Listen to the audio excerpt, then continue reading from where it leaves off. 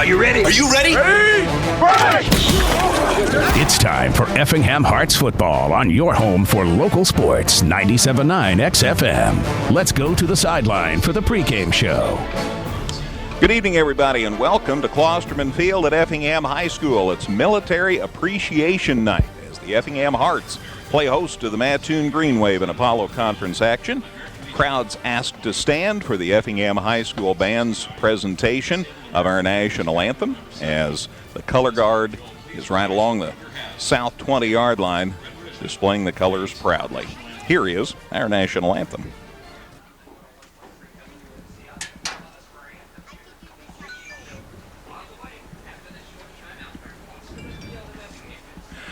We have the band major atop the stand, handing off the hat.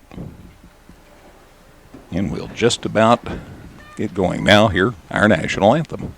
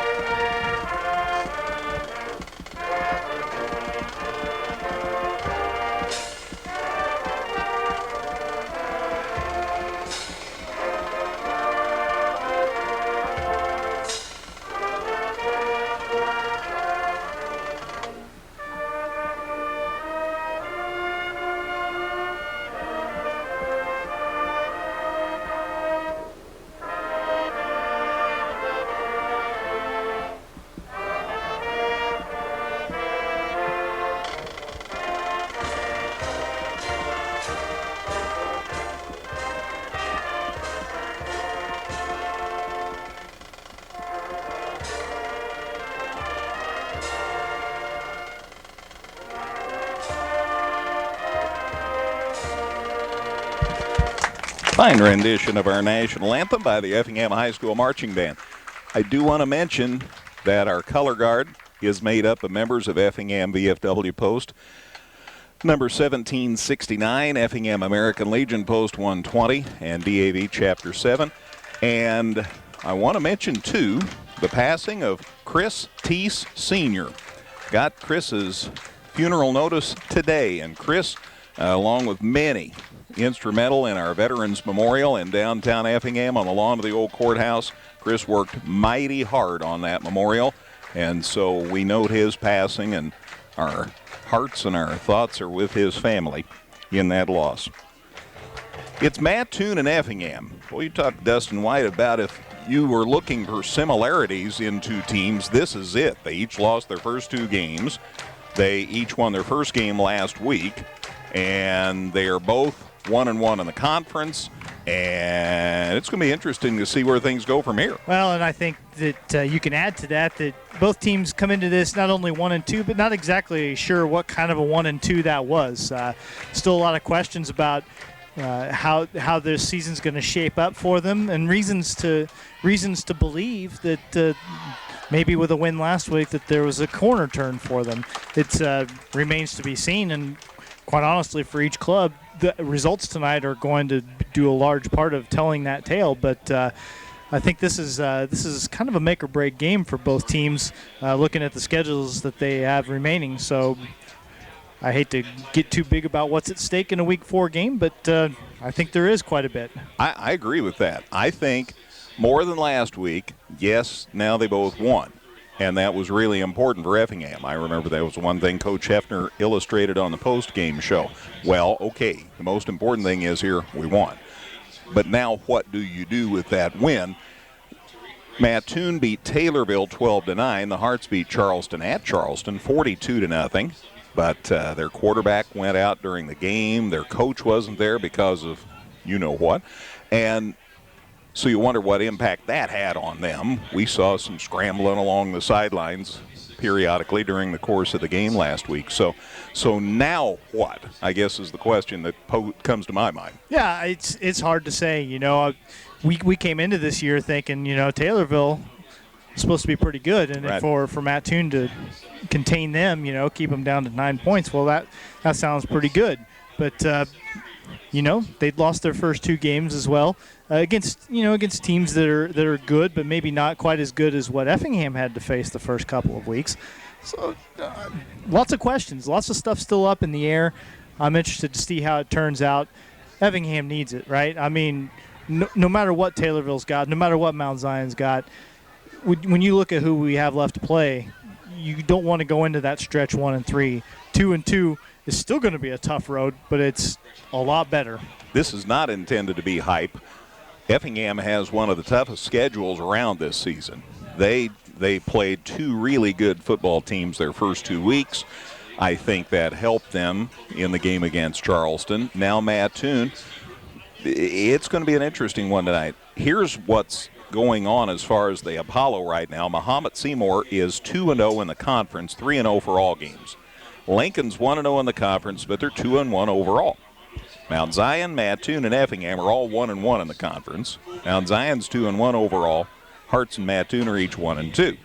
Taylorville's 0-1 in the Apollo, but they're 2-1 overall. Charleston's 0-2 in the conference, 1-2 overall, and that one, of course, was the forfeit that they got on opening night when Robinson was COVIDed out of the game. So that's where things stand, man. That's a lot of losses for everybody except Mahomet early in the year. Yeah, nobody is a world beater, but I think from what we saw out of Mahomet, I don't see any reason to say that Mahomet would not be the favorite to win every game they play this year. Now, who knows? I mean, it's tough to say a thing like that about Mount Zion, right? Because Mount Zion just year in and year out, pretty good. But Mahomet looked so good, and it was week 2. But still, they were – you can still tell some things from week 2 because they were together in a way that some teams haven't quite figured things out yet.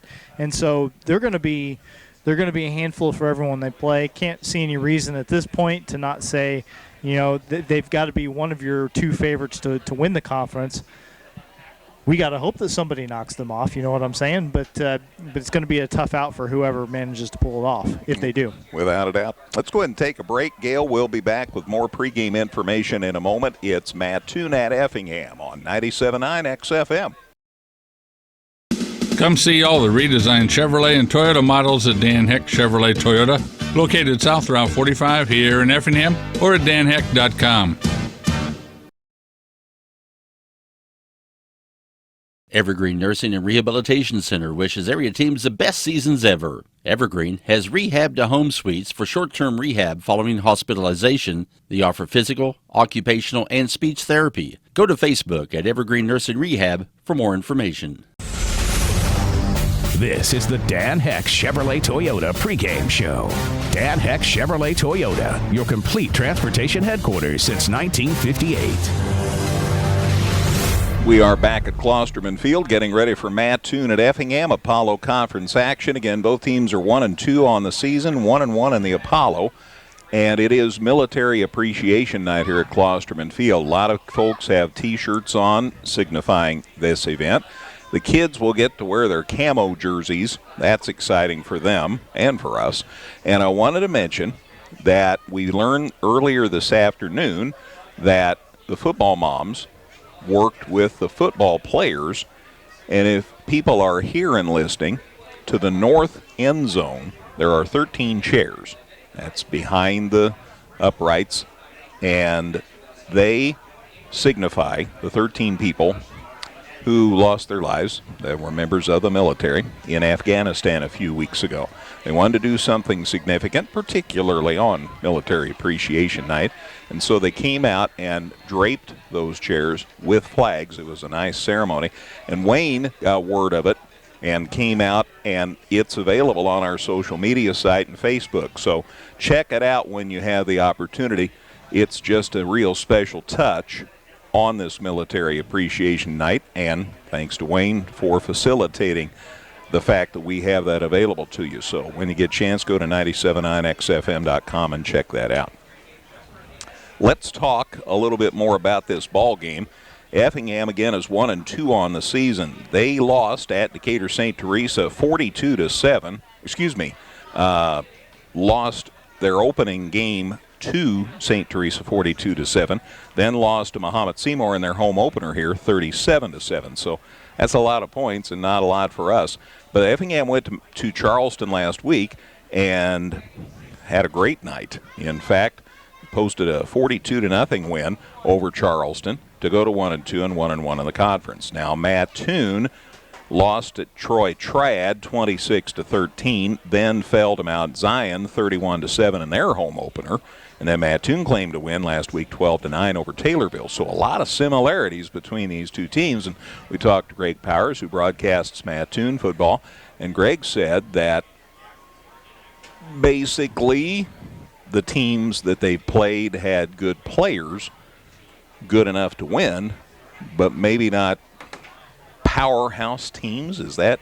I hope that doesn't sound too judgmental, but that was the indication I got from our conversation. Yeah, he wasn't selling it too strong for sure. So I think that's a fair way of putting it. I think he feels the same way we do. You know, not 100% sure what he's got on his hands as far as the team that he's going to be watching for the next 6 weeks, including tonight, and hopefully more. But just tons of questions to be answered tonight. I think we'll have a much better feel for things after this game tonight ends, because I think these are two clubs that are probably pretty evenly matched and kind of on the same trajectory so far.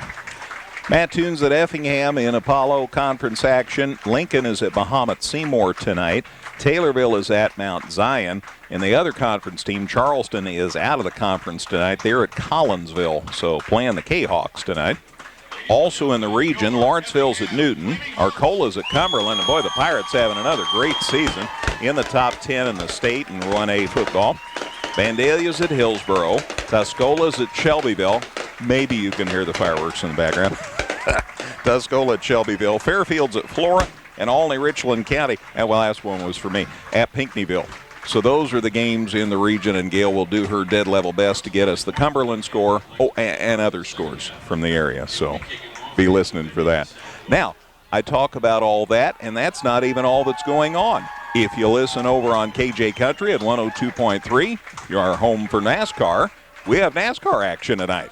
Down at Bristol, it's the Xfinity race for the weekend. It's the Food City 300, and that's about to get underway. Caleb's taking care of that. Gail's taking care of us, so we just are the wide world of sports these days.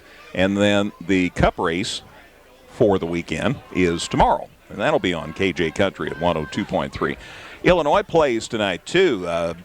Fighting Illini playing host to Maryland, so a Big Ten conference game tonight. 8 o'clock on the kickoff on that one up at Memorial Stadium. So maybe we'll have at least a halftime score by the time we are done. There's a lot going on, man. I haven't even talked about baseball. Yeah, always, right? Always a lot going on. You bet. 97.9 XFM, WXEF and Effingham. Glad to have you with us. Band off the field. Looks like we're about ready to get the game started here again. Effingham won the toss, deferred. They'll get the ball to start the second half. Hearts are going to defend the goal to our left to the south. They're headed north, in other words, with the football. And Armando Estrada ready to kick off here. He's wearing number 15 instead of 16 tonight. He is indeed. I think maybe that's the camo jersey that was as close to 16 as he could get. So thank you for noting. I'd looked and said, who's 15? I hope that's the only one of those tonight. Yeah.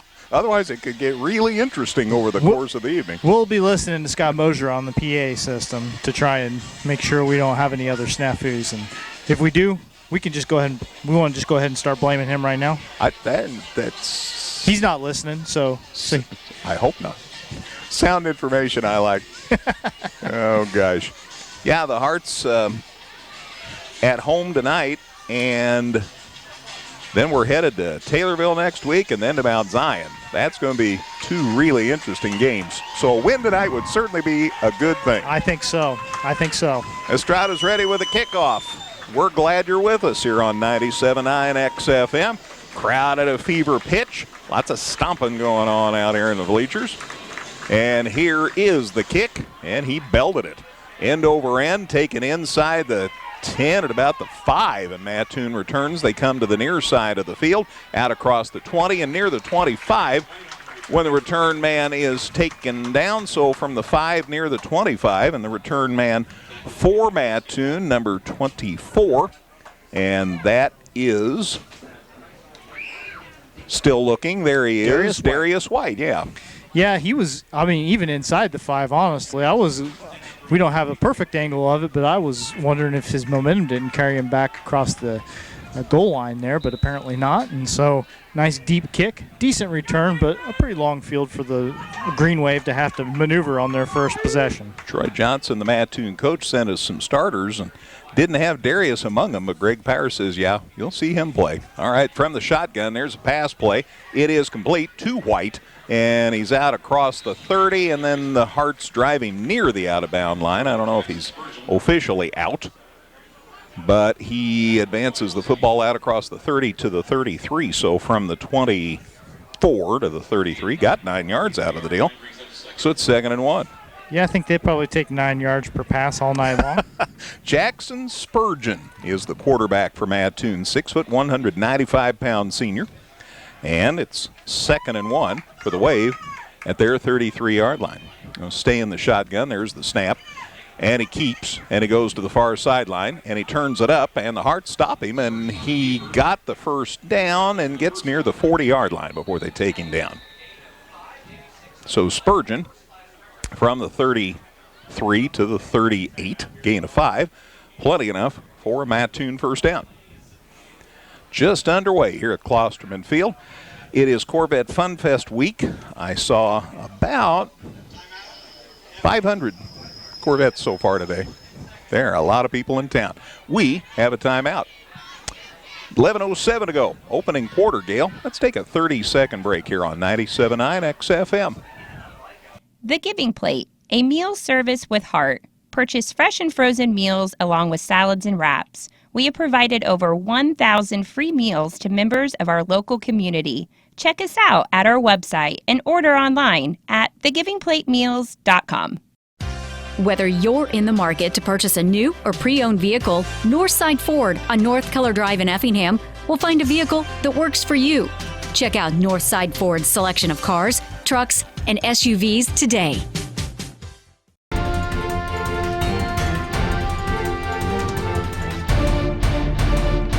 Mattoon back in action. They snap the football. The pass is complete. It's grabbed by number 25 for the Wave, Tanner Baker. The pass is complete out to the 46-yard line, gain of 3. So that makes it 2nd and 2. Mostly passing plays to this point. They hand it off, and he did not get the first down, at least on that play. Tarek Grace carried, and call it the 48. So gain of 2. So he is just shy of a first down. The down stick right by the first down marker. Yeah, not even a yard to go here. There's the snap, and they just kept it on the ground, and he drives and makes it to midfield, and that's enough for a first down. Yeah, it looks like it was just a keeper there. Quick play for Spurgeon up the middle. Green Wave moving the chains yet again. They gave it to him across midfield. So officially, it's the Effingham 49, so a gain of 3, and another set of downs here for Mattoon. 2 minutes gone in the game. No score. Mattoon got the ball to start the game. Spurgeon from the shotgun looking to throw again. Going across the middle. Pass is caught. What a great catch, and that's a touchdown for Mattoon. Yeah, 2 Effingham secondary players converged on that ball, trying to pick it off. They both got to the spot just a second too late, and that meant that Darius White had nobody between him and the end zone. That's a 49-yard touchdown pass, and Mattoon is quickly on the board to get this game started. 6-0 Wave. The score comes with 9:46 left in the opening quarter. Touchdown for Mattoon. They'll try for 1 here, I think, if they get someone out here to hold. I think the kicker's out there. I think we don't have anybody to hold. He's going to go very fast. Play clock's down to 14. Down to 10. I'm sure they don't want to waste a timeout on. Now they're going to try and get it. Yeah, the holder was out there. It was the kicker was the problem. Here's the placement. The kick looks off to the right to me, and the officials agree. So no good on the conversion, not like he had a lot of time. The Wave player who attempted that was Kobe Cardwell, and he missed it to the right. But Mattoon's in front, 6-0 Green Wave. 9:46 to go in the first quarter. Back in a minute on 97.9 XFM. Local, secure, enduring, and more convenient than ever. Washington Savings Bank is located in Effingham, Mattoon, and anywhere you are with their 24/7 virtual branch. Member FDIC. Come see all the redesigned Chevrolet and Toyota models at Dan Heck Chevrolet Toyota, located south Route 45 here in Effingham, or at danheck.com. Our officials crew includes a female, which I'm always glad to see. We need more officials. Fine with me if it's a female. She places the ball at the 40. Mattoon ready to kick after the touchdown. Mattoon with a 6-0 lead. Low kick, line drive, fielded by the Hearts, and the knee went down. And so Effingham's going to get the ball inside their own 25-yard line to start this drive. Not exactly what they'd hoped. No, Evan Weymouth went down to get that kick, which didn't have much on it. Cardwell's point after attempt was not real pretty either, and that kick never got more than about 1.5 feet off the ground. But yeah, you saw Weymouth's knee go down to the ground before he could take off running, so no return. 1st and 10 at the 23 for the Hearts. The drive starts with 9:45 remaining in the first quarter. Tell you about the scoring drive in a second here. Tanner Pontius up under center on the Hearts' first play from offense tonight. They give it away and got a yard, well, maybe a couple of yards by the time the play comes to an end. Out across the 25-yard line, Keegan Baker to the 26, so a gain of 3, and it's 2nd and 7. Baker to the right side of center. Scoring drive, 6 plays, 76 yards, 2 minutes, 14 seconds, capped by the 49-yard touchdown catch by Darius White on the pass from Jackson Spurgeon. Kick was no good. 6-0 Wave. Mattoon now on defense. See what the Hearts do, and they send it up the middle. They sent Baker across the middle, and then Pontius kept, and a decent gain. He got out to about the 30-yard line. Well, right on the 30-yard line, in fact. So that's a gain of 4. And the Hearts are 3rd and about 3. Yeah, faked it to Baker coming right to left, and then Pontius kept it up the middle. So a manageable 3rd down situation here. See what they've got in store as they've given it to the running back once. Pontius has had it once. John Westendorf. I don't see him out there on the field at the moment. Got 3 receivers, though, 2 to the near side here, 1 far out. Dalton Fox came in the game. Pontius is going to carry. He has the first down. Wow. Yeah, he went. I thought he had it easy, and they are going to say that the chains moved, but it wasn't. It was a little closer than it seemed like it was destined to be. They give him to the 34, so that's a gain of 4, and that's enough for a first down for Effingham. So Hearts on their first possession of the night convert. So we'll see what happens here. That was a design run, by the way, not a busted play. He took off. He's up under center on 1st and 10, waiting for the receiver, and it just about lost it. He finally tucked it in, and Keegan Baker saves the play. As he got it handed to him, it started to go out of his hands behind him, and somehow he found a handle on it, and he gains to the 38. So talk about making something out of nothing. It's 2nd and 6. Yeah, I mean, that ball was definitely out of the hands for a second. He juggled it ever so slightly, able to recover and somehow keep his momentum going forward enough to pick up a little bit of yardage on the play. Guys split on either side here for the Hearts. Pontius hands it off to Westendorf, and a big gain and a first down out across the 45-yard line. Nice run there by John Westendorf. Gain is to the 40. Waiting to place at the 46. So from the 38 to the 46, a gain of 8. And the new set of downs for the Hearts. Yep, first carry for John is a good one. He's coming off of a really good game against Charleston. So see if we can get him rolling again. It'd be nice for him and Baker to both be able to do what they did last week. Hearts' first possession of the night, and they're rolling. Handoff again, deep in the backfield. Westendorf, he's away from everybody. Coming to the near side, inside the 30, inside the 20 when they run him out of bounds. Right at the 20 is where the spot of the football is going to be. Heck of a run for John Westendorf. Yeah, that time, not after going mostly between the tackles for the Effingham running game, Westendorf went off the right side and had a big gaping, all kinds of space all the way to the 20-yard line of Mattoon, so a 34-yard pickup. From Effingham's 46, they gained to Mattoon's 20. So after Mattoon scored, the Hearts are driving in their first possession. They do say he went out of bounds, so that stops the clock with 7:06 to go in the first quarter. And trainer Troy was out on the field just for a minute. He's back on the sideline, so looks like everybody's healthy and whole. We're glad about that. Estrada split wide left. Here's a handoff. What a hole for Westendorf. My goodness, dives forward inside the 10, or right at the 10, I guess. The official spot, I think Dustin's going to be at the 9, and that's another set of downs. Let's talk about Evan Weymouth for a second there, because he was lined up fullback there, and he threw the block that sprung that play. Gave Westendorf all kinds of space to work with, and 11-yard pickup and yet another first down. First and goal at Mattoon's 9. Here's the play, running up the gut. Westendorf inside the 5. Hearts are driving. So after Mattoon scored on a big play, Hearts are just kind of roaming down the field. They're inside the 5, call it the 2. So a gain of 7 there, Dustin. 60 yards on 4 carries for Westendorf already. Effingham has kept it completely on the ground as they've run 8 plays and moved the ball 75 yards down the field. I can do that math. That's 15 yards a carry. There is a penalty. Well. And I didn't see a flag, and I apologize for that. I did not see a flag.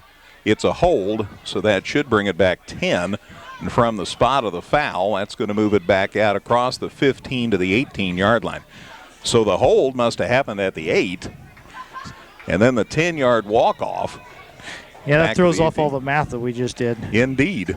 I was so proud of myself. That's what you get. Pride goeth before a fall, Greg. So it's back to the 18. Hold go before the pride, apparently, on that particular play.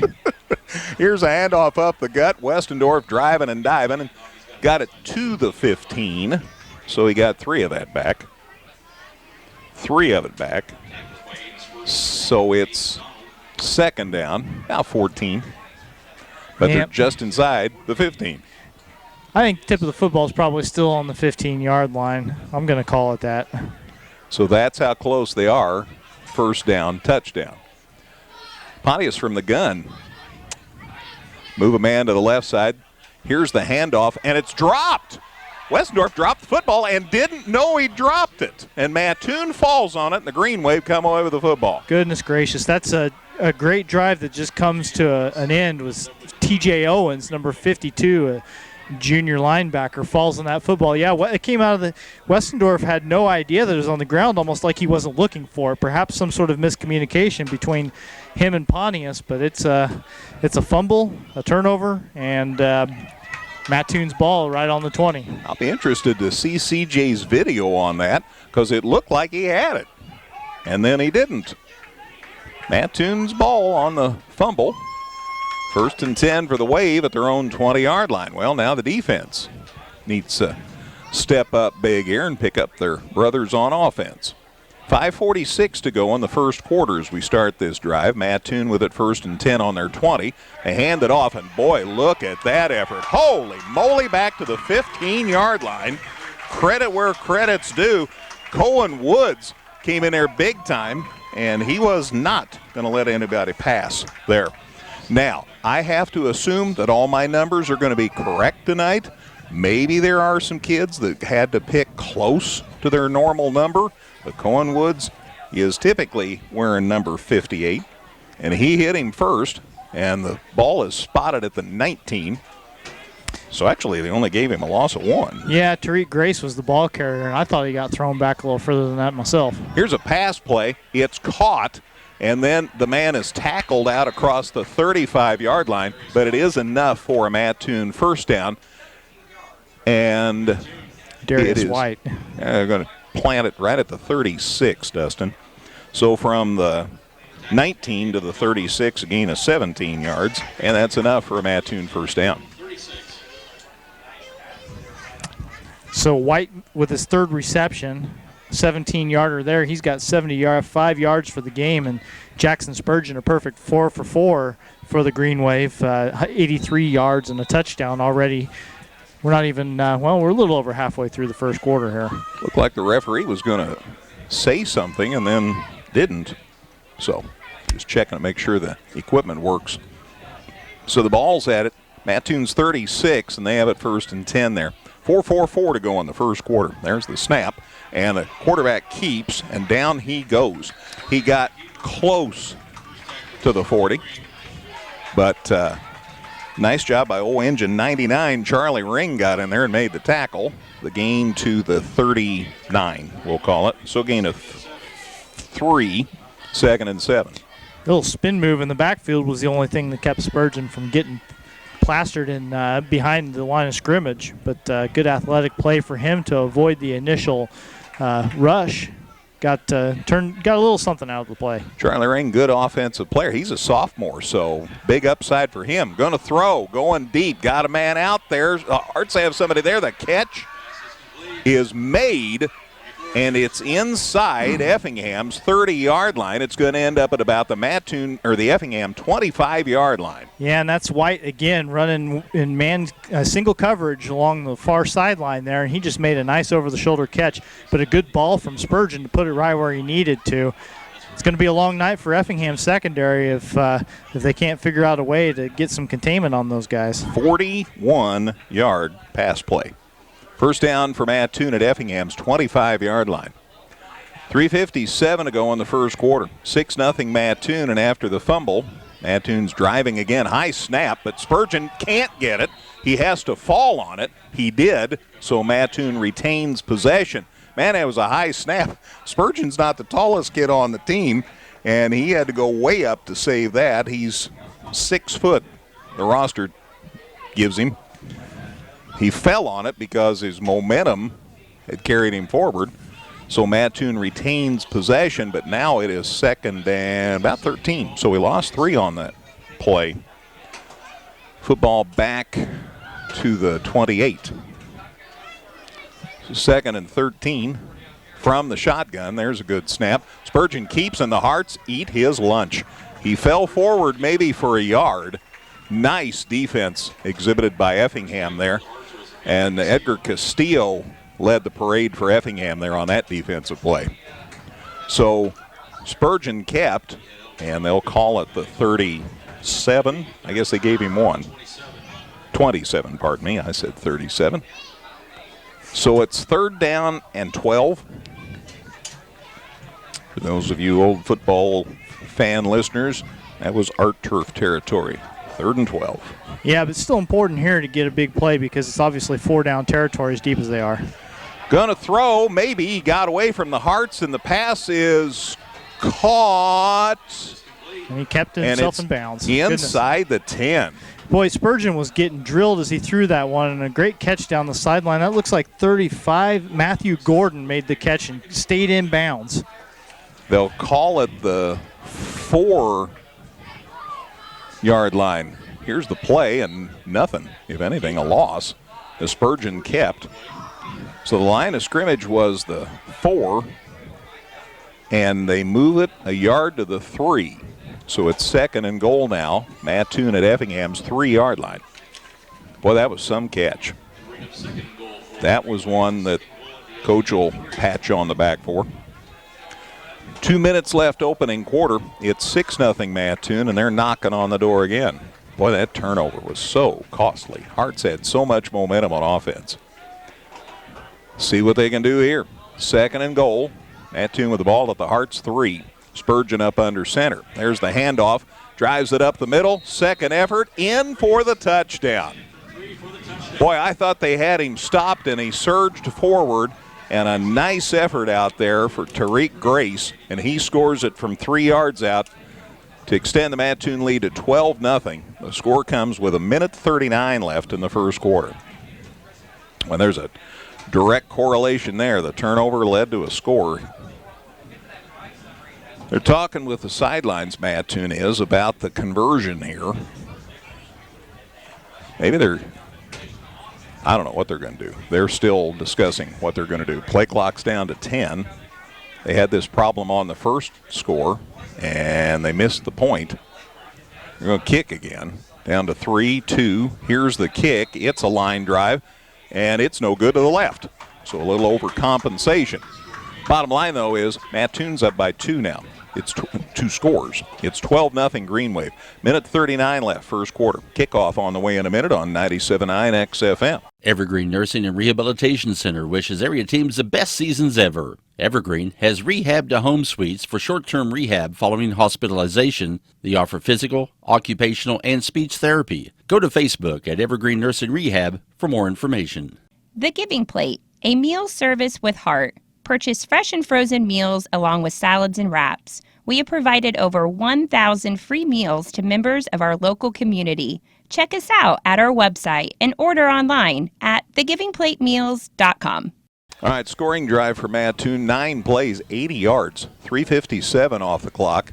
And Tariq Gray scored from 3 yards out. The kick, again, was no good, but Mattoon's in front 12-0 with a minute 39 to go in the first quarter. Yeah, they capitalized on the Effingham turnover deep in Mattoon territory. Went from being destined to be maybe a tie score to being a 2-score game. Here's the kickoff. It's taken at the 10. Westendorf comes to the near side of the field, get him a block. He's still on his feet out across the 30 before they take him down. So a nice return by John. And Arts will be in pretty good shape on first down here. A lot better kick for Cardwell than the first time around. Got something underneath that one. But, Westendorf did a good job of bringing it out past the 30. Spotted at the 31. That's where Effingham will set up shop with a minute 31 left in the first quarter. 12-0 Mattoon. Hearts hit the road for the next 2 weeks. Going to Taylorville next week, then Mount Zion. Yikes. Pontius up under center. Keegan Baker, the handoff. He's driving and diving, and he hits it out across the 35. Nice run by Baker. I'm not so certain that Keegan had both of his feet on the ground at any point toward the end of that run. He might have got kind of thrown across the 35-yard line there, but he'll take the 5-yard pickup. You bet. 31 to the 36, so it is 2nd and 5. Pontius up under center. There's another handoff to Baker, and he goes left side, and he does a somersault. And somersaulted out across the 40. It's going to be very close to a first down. And he's pretty slow to get up. The officials say move the chains. And Keegan's not right. He's going back to the huddle, but he's coming out. He's having trouble. He's limping as he comes off. He got 5, though, to the 41. That's enough for a Hearts first down. So 1st and 10 for Effingham at their 41.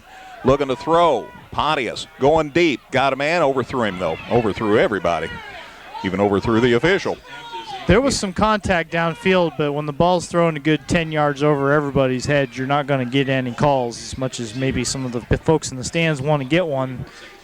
It's got to be a catchable ball before anybody's going to give you the benefit of the doubt. Incomplete pass stops the clock with 44 seconds left in the first quarter. It's 2nd and 10. And Mattoon in front 12-0. Let's see what happens here. Pontius up under center on 2nd and 10. Handing it off the right side of center, and they got a couple, but just a couple. Westendorf to the 43, gain of 2.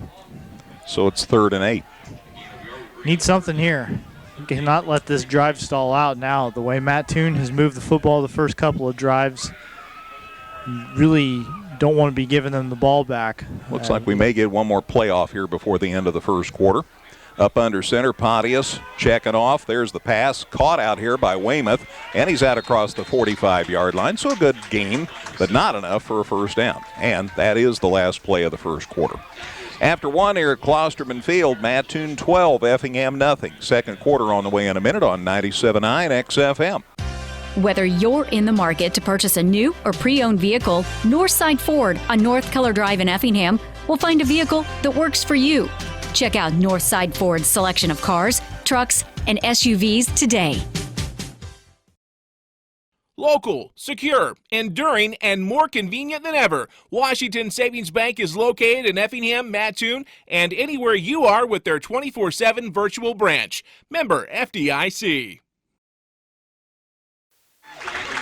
All right, let's see what the Hearts do decide. It's 4th down as we start the second quarter. 4th and about 5. It's 12-0 Mattoon. Mattoon scored, and then the Hearts were driving. They were inside the 20. Big fumble. Changed the momentum, and Mattoon came down and scored again. Yeah, it looks like they're going to be in a punt formation here. We wondered whether they would try to go for it or not. The thing that concerns you is just how easily Mattoon has moved the football in its opening 2 possessions. But I guess try to pin them back and see what you can figure out defensively. Mattoon must not have been sure either. They get some guys scrambling back to take this punt from Pontius. High snap. There's the kick by Pontius, high in the air, and it hits right between the 2 return men. That was dangerous. They get away from one Hearts defender, but not from the other 6 that take him down inside the 20-yard line. So Mattoon's going to have woeful field possession here to start this drive. Yeah, that was a case where if somebody had stepped up and caught that thing in the air, well, they might have been able to get a little bit of a return on it, but instead there was some miscommunication. Eventually Matthew Gordon fielded it off the bounce, but negative yardage on the punt return there is he took the thing at about the 20, ended up at the 18. They either should have caught it or got the heck away from it, because if that had touched a kid, that'd been live football. But neither happened. So it's 1st and 10 for the Wave at their own 18-yard line. 12-0 Mattoon, where the defense you hope will come up big here. Handoff up the middle, and he goes to the far side, and he's loose. Got an angle on him over here. One man, it might catch him, and he takes him down. Touchdown saving tackle. Ball inside the 25-yard line, though, for Mattoon. Connor Simmons, number 6, stepped in there and tripped him up. But, man, big run. It was just a nice little handoff. Left side, and he just headed off down the sideline. Big touchdown saving tackle for Simmons. But the ball all the way from the 18 to Effingham's 23. So 32 and 27, a 59-yard run. And the Hearts call time. 11:39 to go, second quarter. Gale back in 30. It's 12-0 Mattoon here on 97.9 XFM. Come see all the redesigned Chevrolet and Toyota models at Dan Heck Chevrolet Toyota, located South Route 45 here in Effingham, or at danheck.com. Evergreen Nursing and Rehabilitation Center wishes area teams the best seasons ever. Evergreen has rehab to home suites for short-term rehab following hospitalization. They offer physical, occupational, and speech therapy. Go to Facebook at Evergreen Nursing Rehab for more information. Big run there. 57-yard run. Puts Mattoon in really good shape. Yeah, I mean, that was the one thing Effingham had done, was contain the run pretty well so far. Mattoon doing all of his damage through the air on his first 2 possessions, but something broke down there, and Tariq Grace took it almost 60 yards to reverse the field in a hurry. So the quarterback, Jackson Spurgeon, in the shotgun, going to run it. And he goes to the left side, and he dives forward, doesn't get the first down, but does get near the 15-yard line by the time they take him down. So from the 24, gain to the 18, a gain of 6, and it's second long 4. Football at the 18-yard line of Effingham. Somebody needs to step up, make a big play here. From the shotgun, Spurgeon throws. Pass is caught, but an immediate tackle. Nice job over there. That's Simmons again. Yep. He is helping a lot on this drive. Pass was caught, though, and the ball is placed at the 12-13, they tell me. So a gain of 5. So it's 3rd and 1, Dustin. 3rd and actually less than 1 when you take a look at the sticks on the sideline. Spurgeon still perfect, 7 for 7 passing now, up to 145 yards. Again, they're going to measure. Mattoon wants them to check, see whether they did get the first down. I think they're short. So there's the placement, the sticks down, and he got the first down. Wow. Boy, I thought sure he was short. Shows what I know. Well, football to the 13. Slater Trier, the man who caught the passes, 5'11", 125-pound sophomore, so in one respect he's kind of short. Although not compared to me, just compared to the people that he's out there on the field with. I want to be clear. I just had to get the joke in. I'm sorry. Very witty. Thank you. Well, we got to do something to get a little levity to this game because it's not going Effingham's way so far. Spurgeon from the shotgun steps up, and the Hearts step him. No, he got away. He's going to the far sideline, gets away from another one. All kinds of flags are thrown. I think this is going to be on Mattoon, the way this is shaping up. Whenever there's a lot of scrambling in the backfield and the guy eventually breaks loose, you can almost be certain that there's a hold or a block in the back, but we'll wait and make sure that there wasn't a stray face mask grabbed or something like that. Mattoon seems to think they're going to have to walk backwards. They're already starting to drift that way. The official is at the 9. So they'll mark it off from the 9, Dustin. So that's a gain from the 13 to the 9, so a 4-yard gain on the play. And then they bring it back out across the 20 to the 24-yard line. So the gain to the 9, and then a 15-yard penalty, so back to the 24. So first down and 21 here. First and 21, but they're on the Hearts 24, so let's be real here, right? Hearts defense needs to play tough here. From the shotgun, Spurgeon looking to throw. Here come the Hearts. There's the pass, a diving attempt, and it's incomplete. He dove a long way, but Tariq Grace couldn't quite get there to make the catch. The incomplete pass brings up a 2nd and 21. Stops the clock with 10:01 to go in the second quarter. Yeah, led the receiver a little too far with that one, so Spurgeon's perfect start comes mercifully to an end for this Effingham defense. And he had completed his first 7 passes in a row. Headed to Taylorville and Mount Zion the next 2 weeks, so boy, you'd love to get a win tonight. Not going to get any easier. 2nd and 21 for Mattoon at the Hearts 24. They already lead 12-0. Looking to throw, comes to the near side. The pass is caught and dropped, and then almost taken by the Hearts and dropped. Noah Jones of the Hearts almost ended up with that football. The intended receiver for Mattoon had it on his hands, lost it, and it was still in the air, and then it went by Noah Jones, and he didn't come up with it either. So it adds up to an incompletion, and it's 3rd and 21. Yeah, that would have been the break you could certainly use deep in your own territory, as that one did hit Gordon in the hands.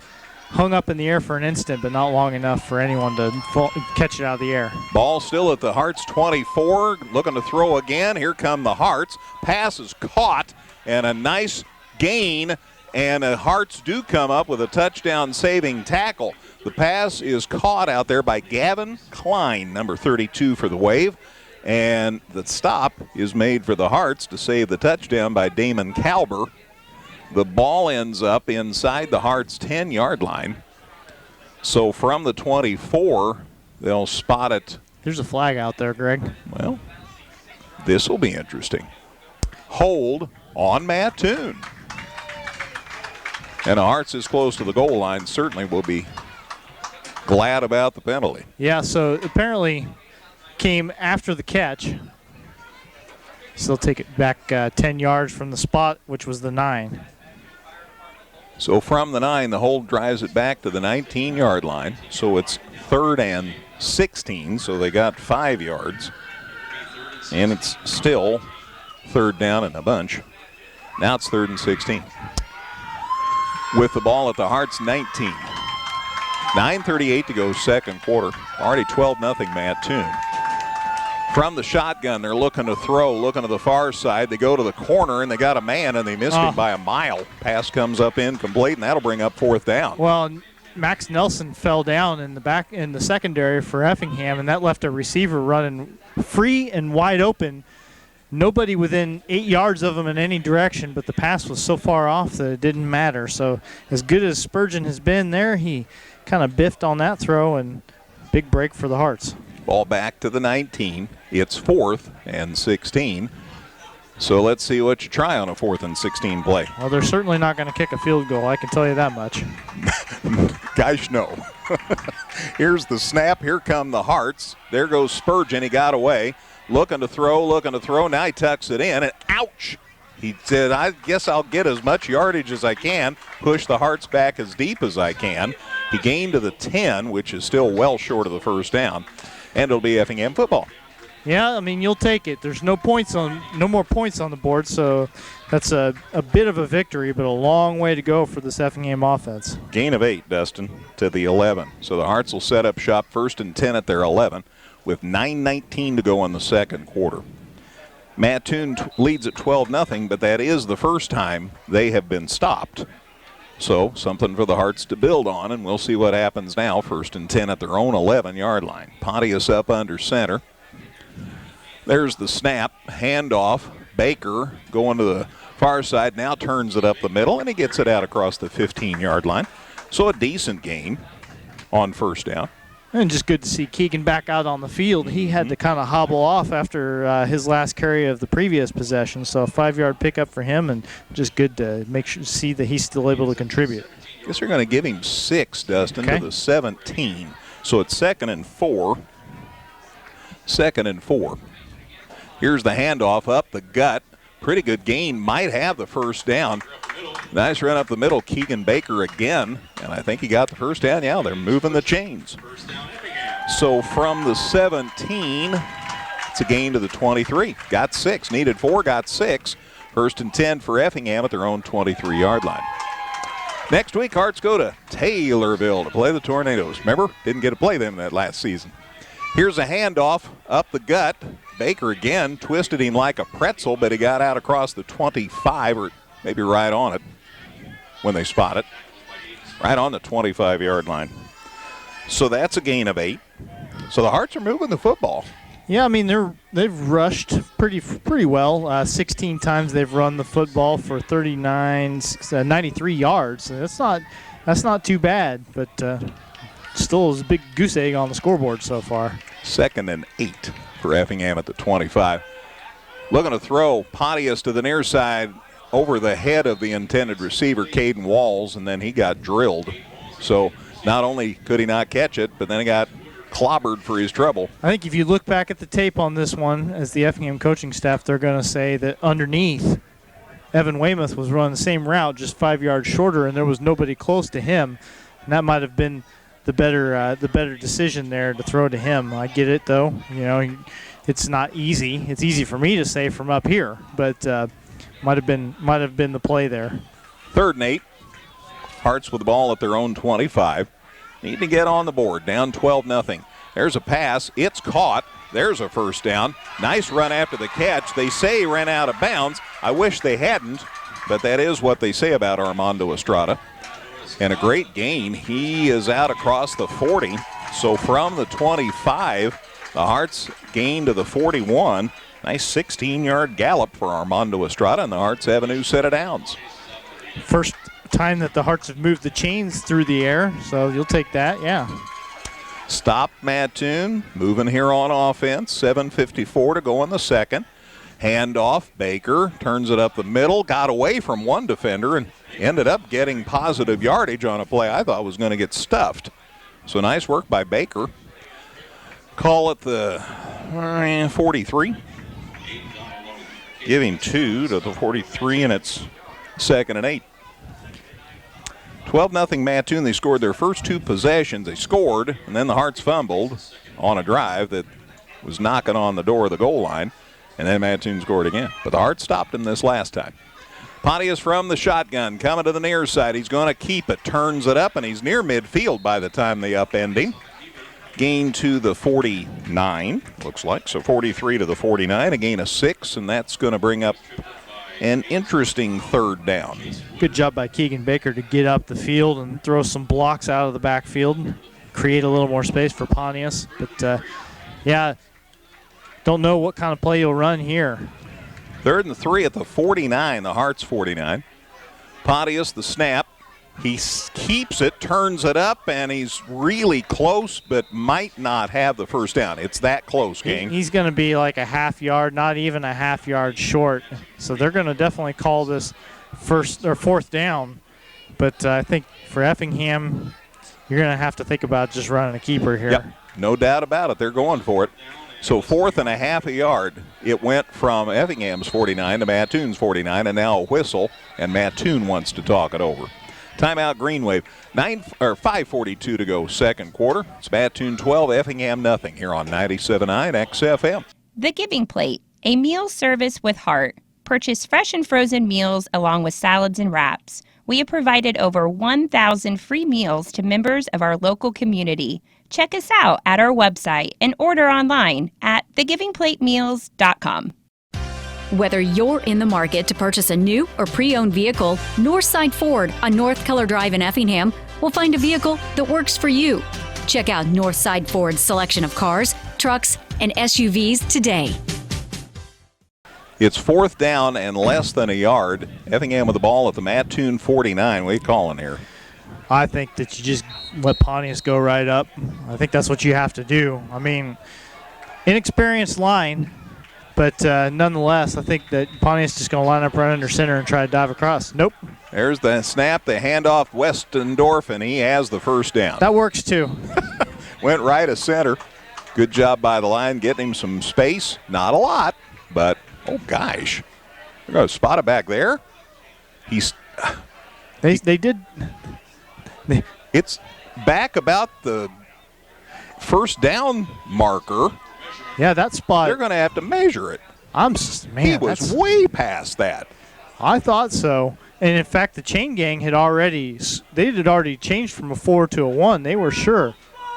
Well, pardon me, that's a terrible spot, folks. Yeah, not very good. I think it's not going to matter. Now they do put it down, and they do give him the first down. About a third of a football. Gosh, wouldn't you reckon he at least got 2 yards on that game? Yeah, now that now that the pressure's off. Yeah, now that we do have the first down here, that spot stunk. That was terrible. So first down for Effingham at Mattoon's 48. From the shotgun, Pontius takes it straight up the gut, and nice blocking up the middle. Pontius dives it inside. Well, again, they pull it back to the 45. I mean, maybe we've just got red-colored glasses on. It's possible, but I don't know. I like to think of myself as a pretty level-headed guy. We've seen an awful lot of football. 2nd and 7. The gain to the 45. Looked like 44 to me, but what do I know? Pontius keeps. Boy, I tell you, that was dangerous. I thought Westendorf, again, was looking like he thought he might have had the football, but Pontius kept, and he gets it to the Mattoon 40. That'll bring up 3rd and 1.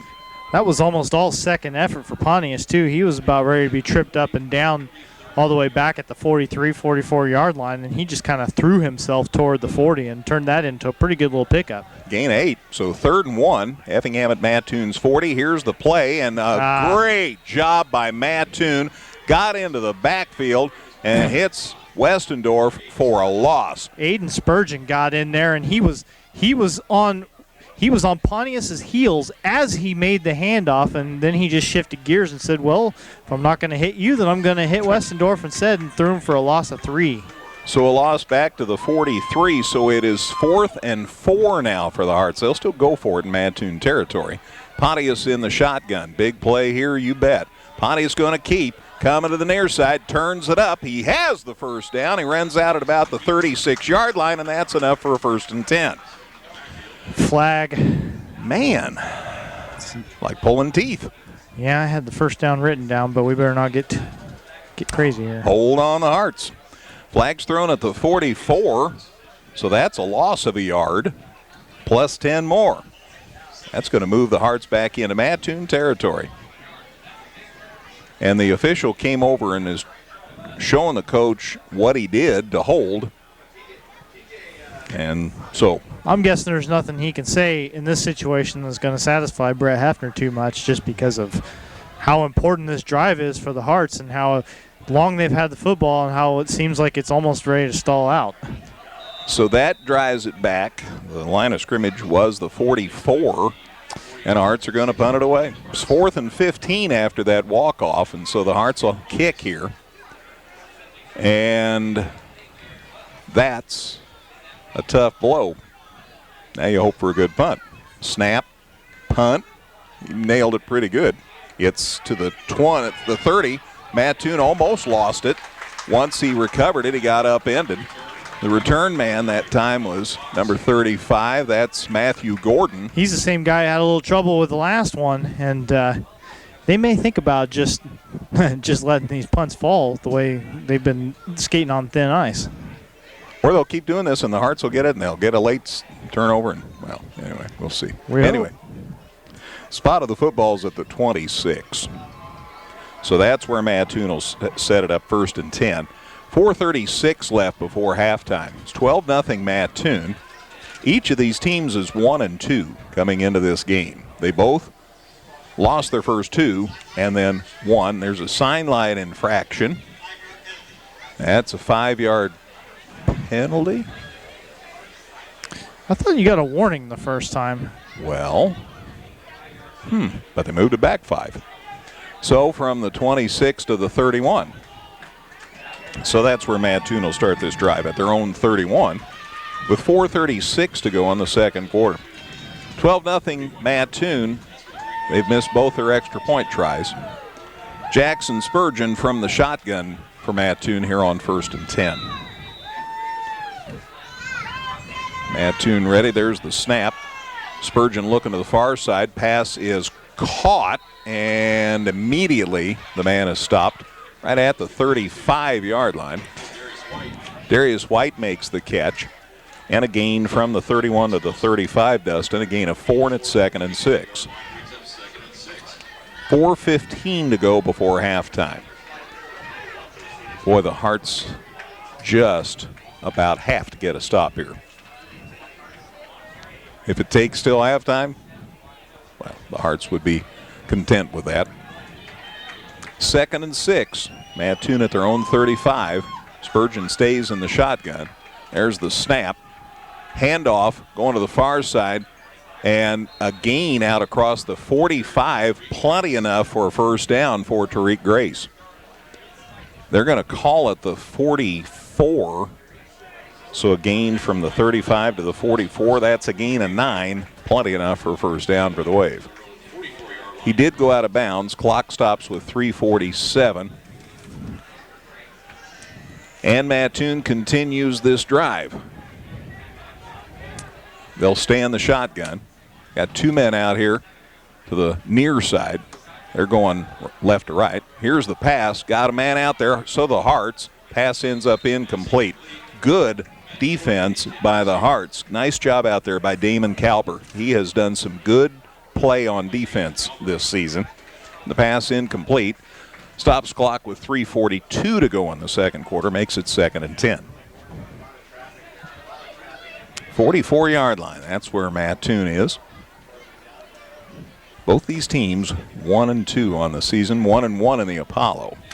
Apollo's wide open, man. Muhammad Seymour's 2-0. Going to be really interesting to see how this season continues to develop. Low snap, he got it. There's the pass across the middle. It is caught, and then he gets some yardage into Effingham territory. The ball came out, but I think he was on the deck already. Yeah. So it's a complete, I'm sorry. Yeah, he's trying to reach it across. His knees were already down. The gain is to Effingham's 48, so a gain of 8. It's 3rd down and 2.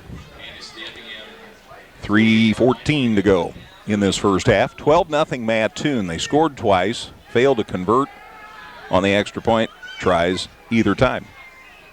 Snap, handoff. That's Grace. Boy, the Hearts stuff it. Nice work. He didn't get the first down that time. Took it up the middle, and the Hearts were having none of that. Castillo's there. Hiles there. And a cast of thousands. Not a very clean exchange between Spurgeon and Grace there, and I think that cost him any chance that he might have had to get some momentum going into the line. I didn't mention Maddox Burner. He also was in the middle of that play. So it's 4th down and about 2. Long 1 anyway. Football near Effingham's 47-yard line. I think Mattoon might just let the play clock run down, and then I don't know if they try to run a play here or not.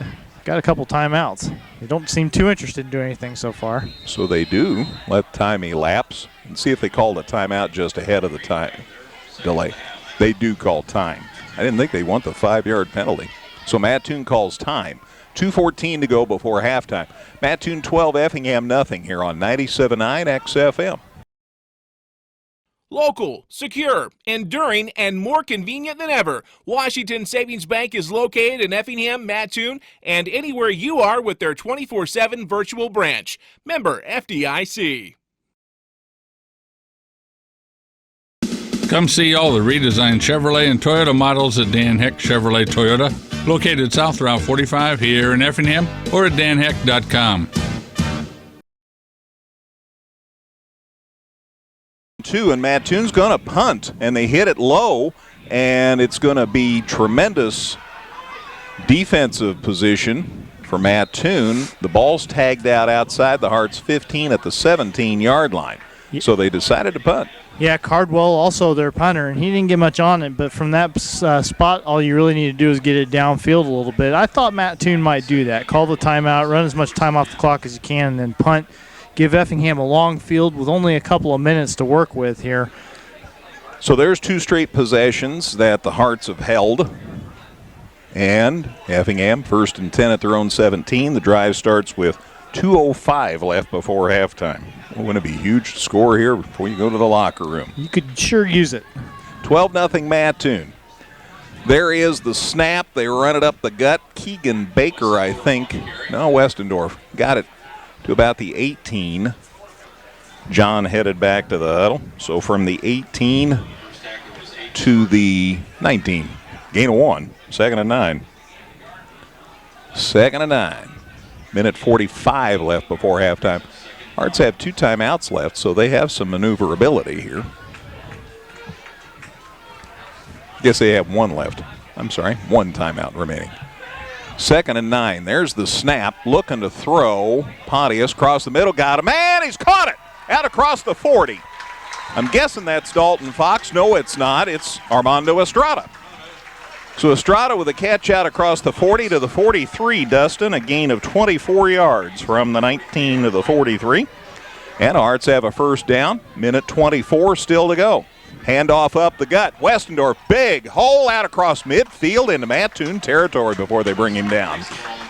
From the 43 of Effingham to the 49 of Mattoon, gain of 8. And they quickly run the play. Here's a pass, and it's almost intercepted. It was low, and the wave went down low and just about plucked that one away. Mattoon had a couple of kids there. Darius White, who's also playing defense for the Wave, just about had an interception. As it is, it's incomplete, and we've got a penalty on the Hearts. Penalty on the Hearts. So the ball back 5 yards back to the 46. So a procedure penalty. So it's 2nd and 7. Hearts throw. There's a catch. First down Hearts and a nice gain near the 40. Good grab out there by Estrada. Heck of a catch. Gain is to the 42. So from Effingham's 46 to Mattoon's 42. Gain to 12, and the Hearts still going on this hurry-up offense. Pontius trying to find somebody to throw to, goes the middle of the field, and the receiver couldn't quite get back there in time to make the catch. So the incomplete pass will stop the clock with 49 seconds left. Estrada had gone way down the field, and then Armando had to come back and try and make that catch, and he just couldn't get there in time. You'd like to complete that pass, but it does stop the clock. So 2nd down. And this time Pontius keeps, and they throw him down, but they throw him forward. He's inside the 40, down to 40 seconds. Again, the Hearts do have a timeout. Gain is to the 39, so gain of 3. There's the snap. Handoff up the gut. Keegan Baker. No, it's Westendorf still on his feet near the 30. A gain of John Westendorf to the 31, so a gain of 8. And that's enough for a first down. And they call time so the chain gang can move the sticks. So they call time with 26 seconds left in the first half. Ball's at Mattoon's 31. Boy, this hurry-up offense is starting to take some effect, but the Hearts call. Mattoon called it. Mattoon called their final timeout of the half. with 26 seconds. We might as well keep it here now. Hurry up offense. It certainly can have an effect on your offense, but it certainly puts the defense back on their heels. Yeah, it's working. You just wish you had even another minute to play with right now. Again, Effingham still has one timeout left, but 26.5 seconds left. You realistically, how many plays are you going to run in that amount of time? Maybe 3, depending on how they go. And you figure you're throwing with this little amount of time. Yeah, I would think so, unless you've got a doozy of a running play up your sleeve that's just going to throw everybody off. So we'll see. Estrada has been a favorite target. Will they be able to find some room for him out there? He's lined up wide right now. It's first down at Mattoon's 31. There's the snap. Looking to throw. Pontius steps up. Here comes Mattoon, and down he goes back about the 40-yard line. Yeah, there was at least one Mattoon player coming unblocked into the backfield, and that's going to cause Effingham to use their last timeout. Caleb Metzger credit with that sack. Ball's back to the 40, so a loss of 9, Dustin. And the Hearts do call that timeout with 20 seconds left. Still, they're at the Mattoon 40, but now it's 2nd and 18. But if you're going to the end zone, that's kind of a moot point. And let's see if the Hearts do air it out here. You might take one shot here. 20 seconds left, so, we'll see what Coach Hefner has in mind here. Coach F calls the offense. And he's checking on the sidelines, and he's got Connor Thompson into the game now. So they're going to pull one of their backs, Dalton Fox, out. Connor Thompson, who is a tight end for this Effingham team, checks in. Get a little extra blocking in there, try to increase the time in the pocket for Pontius, make sure that you don't get another one of those where you drop back to pass and never actually get a chance to look downfield before you're being picked up out of the turf. 2nd and 18, Hearts with the ball at the Mattoon 40, trailing by 12. From the shotgun, there's the snap. Pontius chased again, gets the throwaway. It's caught and out of bounds inside the 25. Good grab by Estrada. So Armando Estrada from the 40. The gain is to the 21, a gain of 19. That's enough for a first down. And out of bounds, also important. Boy, played that just right. Nice catch and then getting out of bounds. Stops the clock with 15 seconds left. Hearts trying to get something on the board before halftime. 1st and 10 at Mattoon's 21-yard line. Still in the shotgun. The Hearts move a man to the side. Coming to the near side. Pontius throw to the side. Caught and out of bounds. Estrada again. Not much of a gain, but he did get out of bounds, and we have 11 seconds left. The gain to the 19, so a gain of just 2, so it's 2nd and 8, which can be choosy in a situation like this. Ball at Mattoon's 19, 11 seconds left. It's 2nd and 8. Man, oh man. So Thompson out now. Let's see what the Hearts do here. From the shotgun. Snap to Pontius, looking to throw. Got time, cross the middle. Caught! Touchdown Effingham! Caden Walls puts it on the board for the Hearts. Touchdown pass. What a pretty pass to Caden Walls. What a heck drive. of an effort by Tanner Pontius. How about that, Dustin? What a drive. I mean, having to hurry up 2 minutes and 5 seconds to go 83 yards, and you do it with 7.4 to spare. Man, what a beauty. From a 19-yard touchdown pass, just for the record. Hearts are on the board. It's 12-6. I'll bet they get an extra point. Angel puts it up. Looks good to me. And the officials agree. 12-7. Hearts are down 5. Kickoff in 30 seconds, Gale, on 97.9 XFM. Evergreen Nursing and Rehabilitation Center wishes area teams the best seasons ever. Evergreen has rehab to home suites for short-term rehab following hospitalization. They offer physical, occupational, and speech therapy. Go to Facebook at Evergreen Nursing Rehab for more information. The Giving Plate, a meal service with heart. Purchase fresh and frozen meals along with salads and wraps. We have provided over 1,000 free meals to members of our local community. Check us out at our website and order online at thegivingplatemeals.com. All right, we're back at Effingham's Klosterman Field. 11 plays, 83 yards, minute 58, highlighted by a 19-yard touchdown pass from Pontius to Caden Walls. Angels' kick was good, and the Hearts are on the board. It's 12-7 with 7 seconds left. Boy, I'm just stubbing it along the ground. I'm not any chance of it going deep, and some guy returns it on me here at the half. I'm stubbing this kick off about 11 yards. Estrada's the man. Or kick it into the end zone if you could do that. Here is the kick. And he kicks it decent. It hits about the 6. They're going to return it up the far sideline, up the middle of the field. Down he goes at the 25, and that will give Mattoon the ball with 1.6 seconds left. Anyway, Hearts are on the board. It's 12-7. And Darius White, the return man. And the ball is going to be placed right at the 25-yard line, Dustin.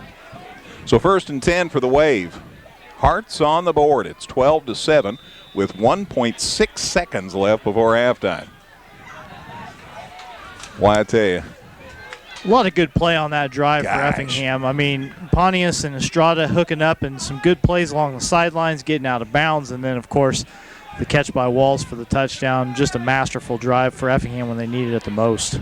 All right, from the 25, they hand it off. He goes up the middle, and the Hearts stop the play for about a 5-yard gain, and that's the first half. I'll get this yardage. Call it the 29, Dustin, a gain of 4.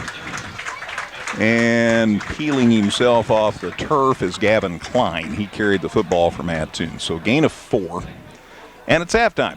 And a lot happier halftime than it would have been about 5 minutes ago. At the half, it's Mattoon 12, Effingham 7. Lots of halftime information and fun on the way. Stay with us here on 97.9 XFM. Whether you're in the market to purchase a new or pre-owned vehicle, Northside Ford on North Color Drive in Effingham will find a vehicle that works for you. Check out Northside Ford's selection of cars, trucks, and SUVs today. Local, secure, enduring, and more convenient than ever, Washington Savings Bank is located in Effingham, Mattoon, and anywhere you are with their 24/7 virtual branch. Member FDIC. This is the Compass Advisory Group Halftime Show. For all of your insurance needs, contact Corey McDaniel at 347-9697. Military Appreciation Night at Klosterman Field. At halftime, it's Mattoon 12, Effingham 7. How big is that for the Hearts to come back and post that score right before the half? That was an engineered drive like you've seldom seen lately. And wonderful job by the Hearts quarterback, Tanner Pontius. Man, each pass right on target. And a great job by Armando Estrada. He caught, I think 3 passes on that drive. And then a great strike thrown by Pontius right in the arms of Caden Walls for the touchdown. Angels' extra point was good. It just was a first-rate drive, and the Hearts are on the board 12-7. So, it was a situation where potentially Hearts could have been down 12-0 and had little to build on in the second half, although they did stop Mattoon the last couple of possessions that the Green Wave had the ball. But they sure build on it there with a sensational touchdown drive. Covered 83 yards in a minute 58. That was pretty. So, 12-7, a 5-point lead for Mattoon over the Hearts, and the Hearts are on the board, and they're down just 1 score, and just a lot to build on now. Now, with all that said, let me recap the scoring. Mattoon had it all their way in the first couple of drives. They went 76 yards in 6 plays, scored with 9:46 left in the first quarter, and scored on a 49-yard pass play as the pass grabbed from Jackson Spurgeon to Darius White. But the kick was no good. Still, Mattoon had a 6-0 lead right out of the gate. And then the Hearts got the ball, and they were driving. They were inside Mattoon's 20-yard line. They were cooking. And then a fumble. And Mattoon recovered because the Hearts running back, John Westendorf, never knew that he should have, could have, would have had the ball. And Mattoon recovered, and they went 80 yards in 9 plays in 3:57. and that was highlighted by a 3-yard run as the touchdown was good by Tariq Grace. Again, the extra point try was unsuccessful, but Mattoon was up 12-0, and that was all in the first quarter. Well, we went through a good part of the second quarter with neither team scoring. The Hearts defense played much better in the second quarter, didn't allow Mattoon anything but a couple of punts, but the Hearts got the ball with about 2 minutes left before halftime, and Mattoon punted it away and gave Mattoon the ball, and they may be wondering about that now because it came back to bite them as the Hearts staged an 11-play, 83-yard drive. It took 1:58. Some great pass plays from Tanner Pontius to Armando Estrada. And then finally the touchdown strike right down the middle into the end zone, caught by Caden Walls for 19 yards and a score. Angels' kick was good, Ozzie Angel, and the Hearts were back within 12-7. That's where things stand here at halftime. Hearts marching Red Regiment out on the field. They're getting ready for their big competition coming up in the middle of October. And they're on the road this week for competition, so best of success to the Red Regiment.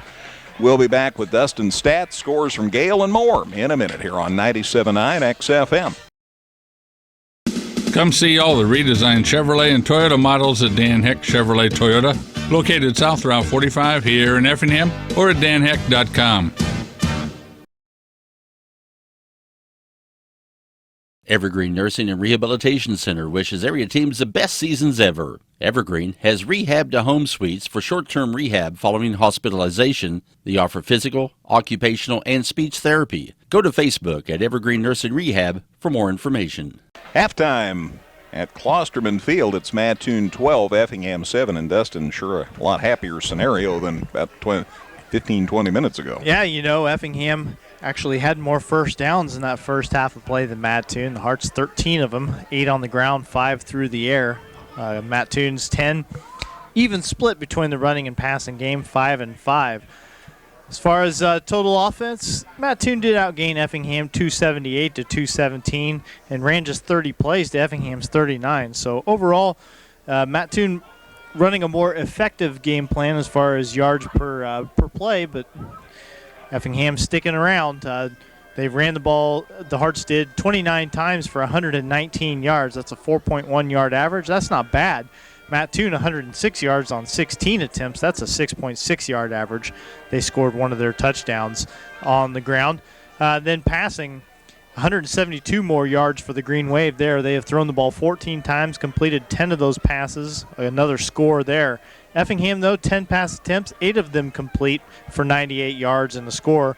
A lot of that happening on that last drive right before halftime. And again, you just can't – you have to really appreciate the fact that they were walking that tightrope with not a lot of time left on the clock, and so having to throw along the sideline. Mattoon knowing that you're going to have to throw the sideline, still completing those passes and getting out of bounds. I mean, that's the kind of stuff I don't want to get too dramatic, but you see it on Sundays, okay, and you expect teams to be able to do that. You watch a high school game and you're not so sure that they can execute that stuff, but on this particular possession, Effingham did, and that's why they are only trailing by 5 points at halftime.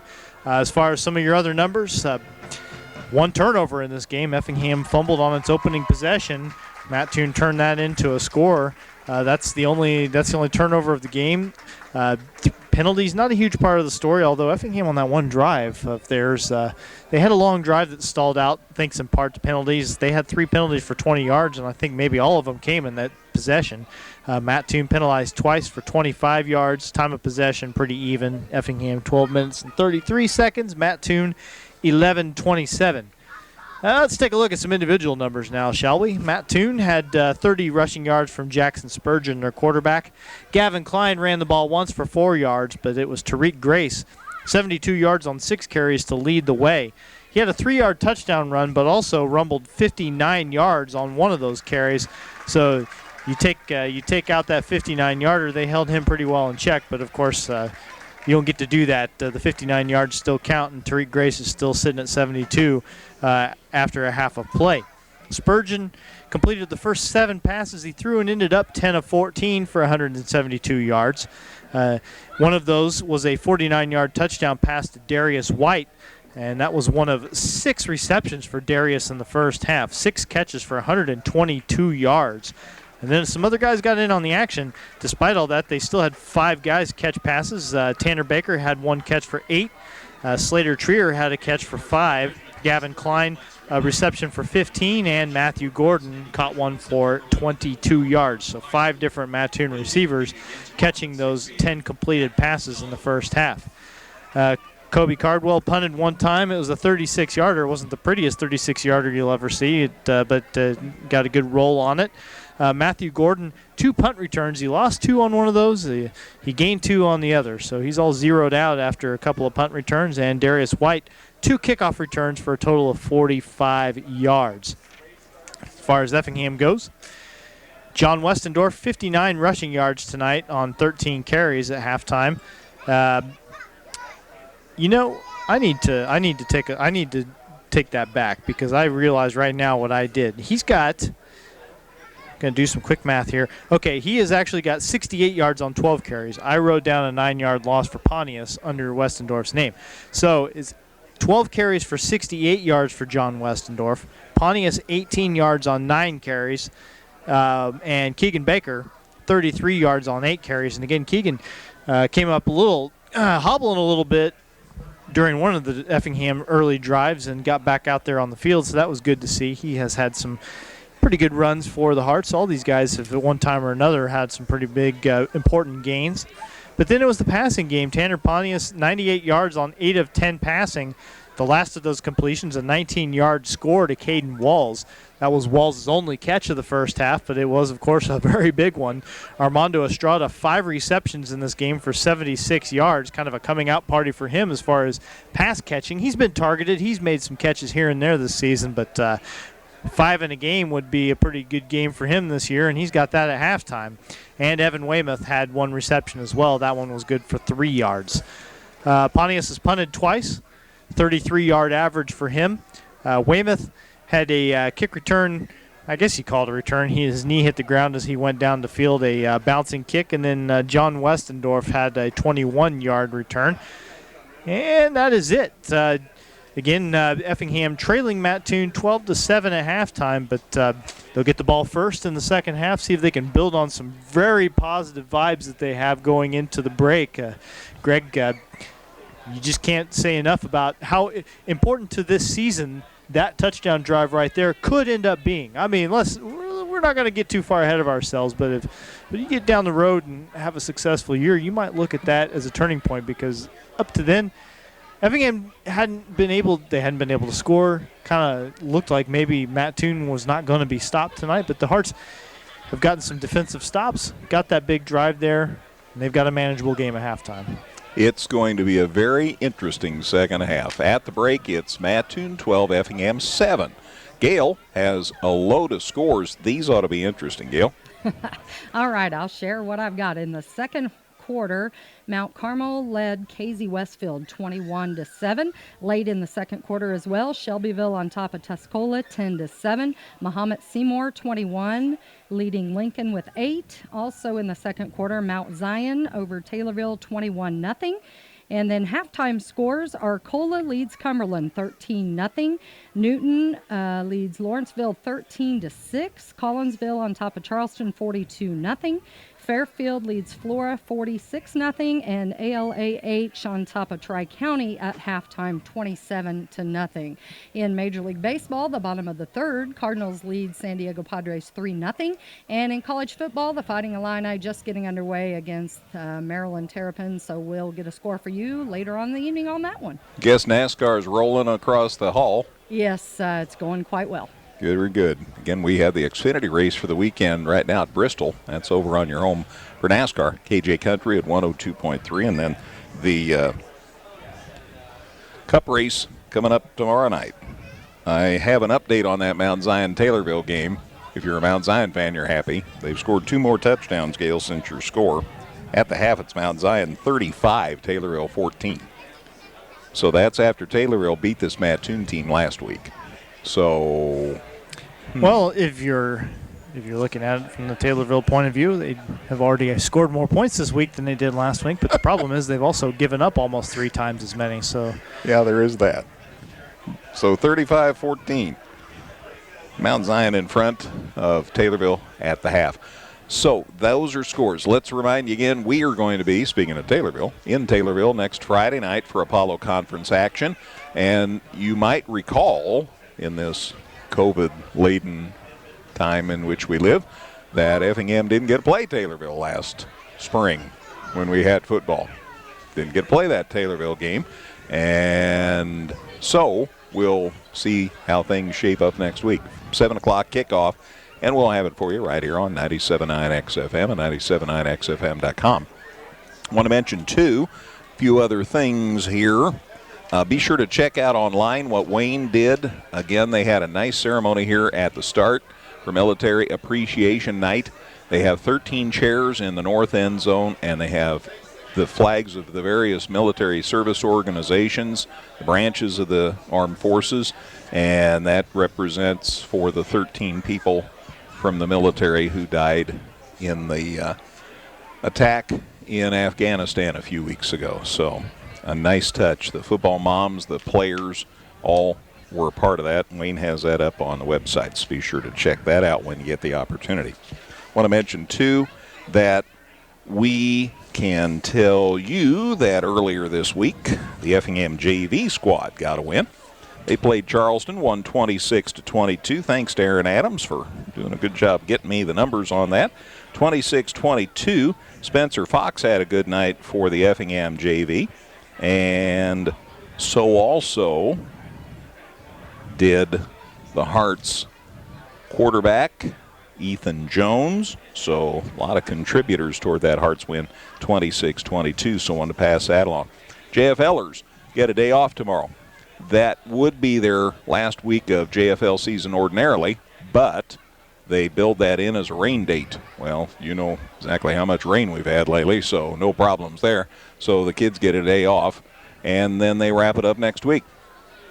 And they'll be playing Mount Zion. The Effingham JFL kids will be playing Mount Zion next Saturday, not tomorrow. And that's here.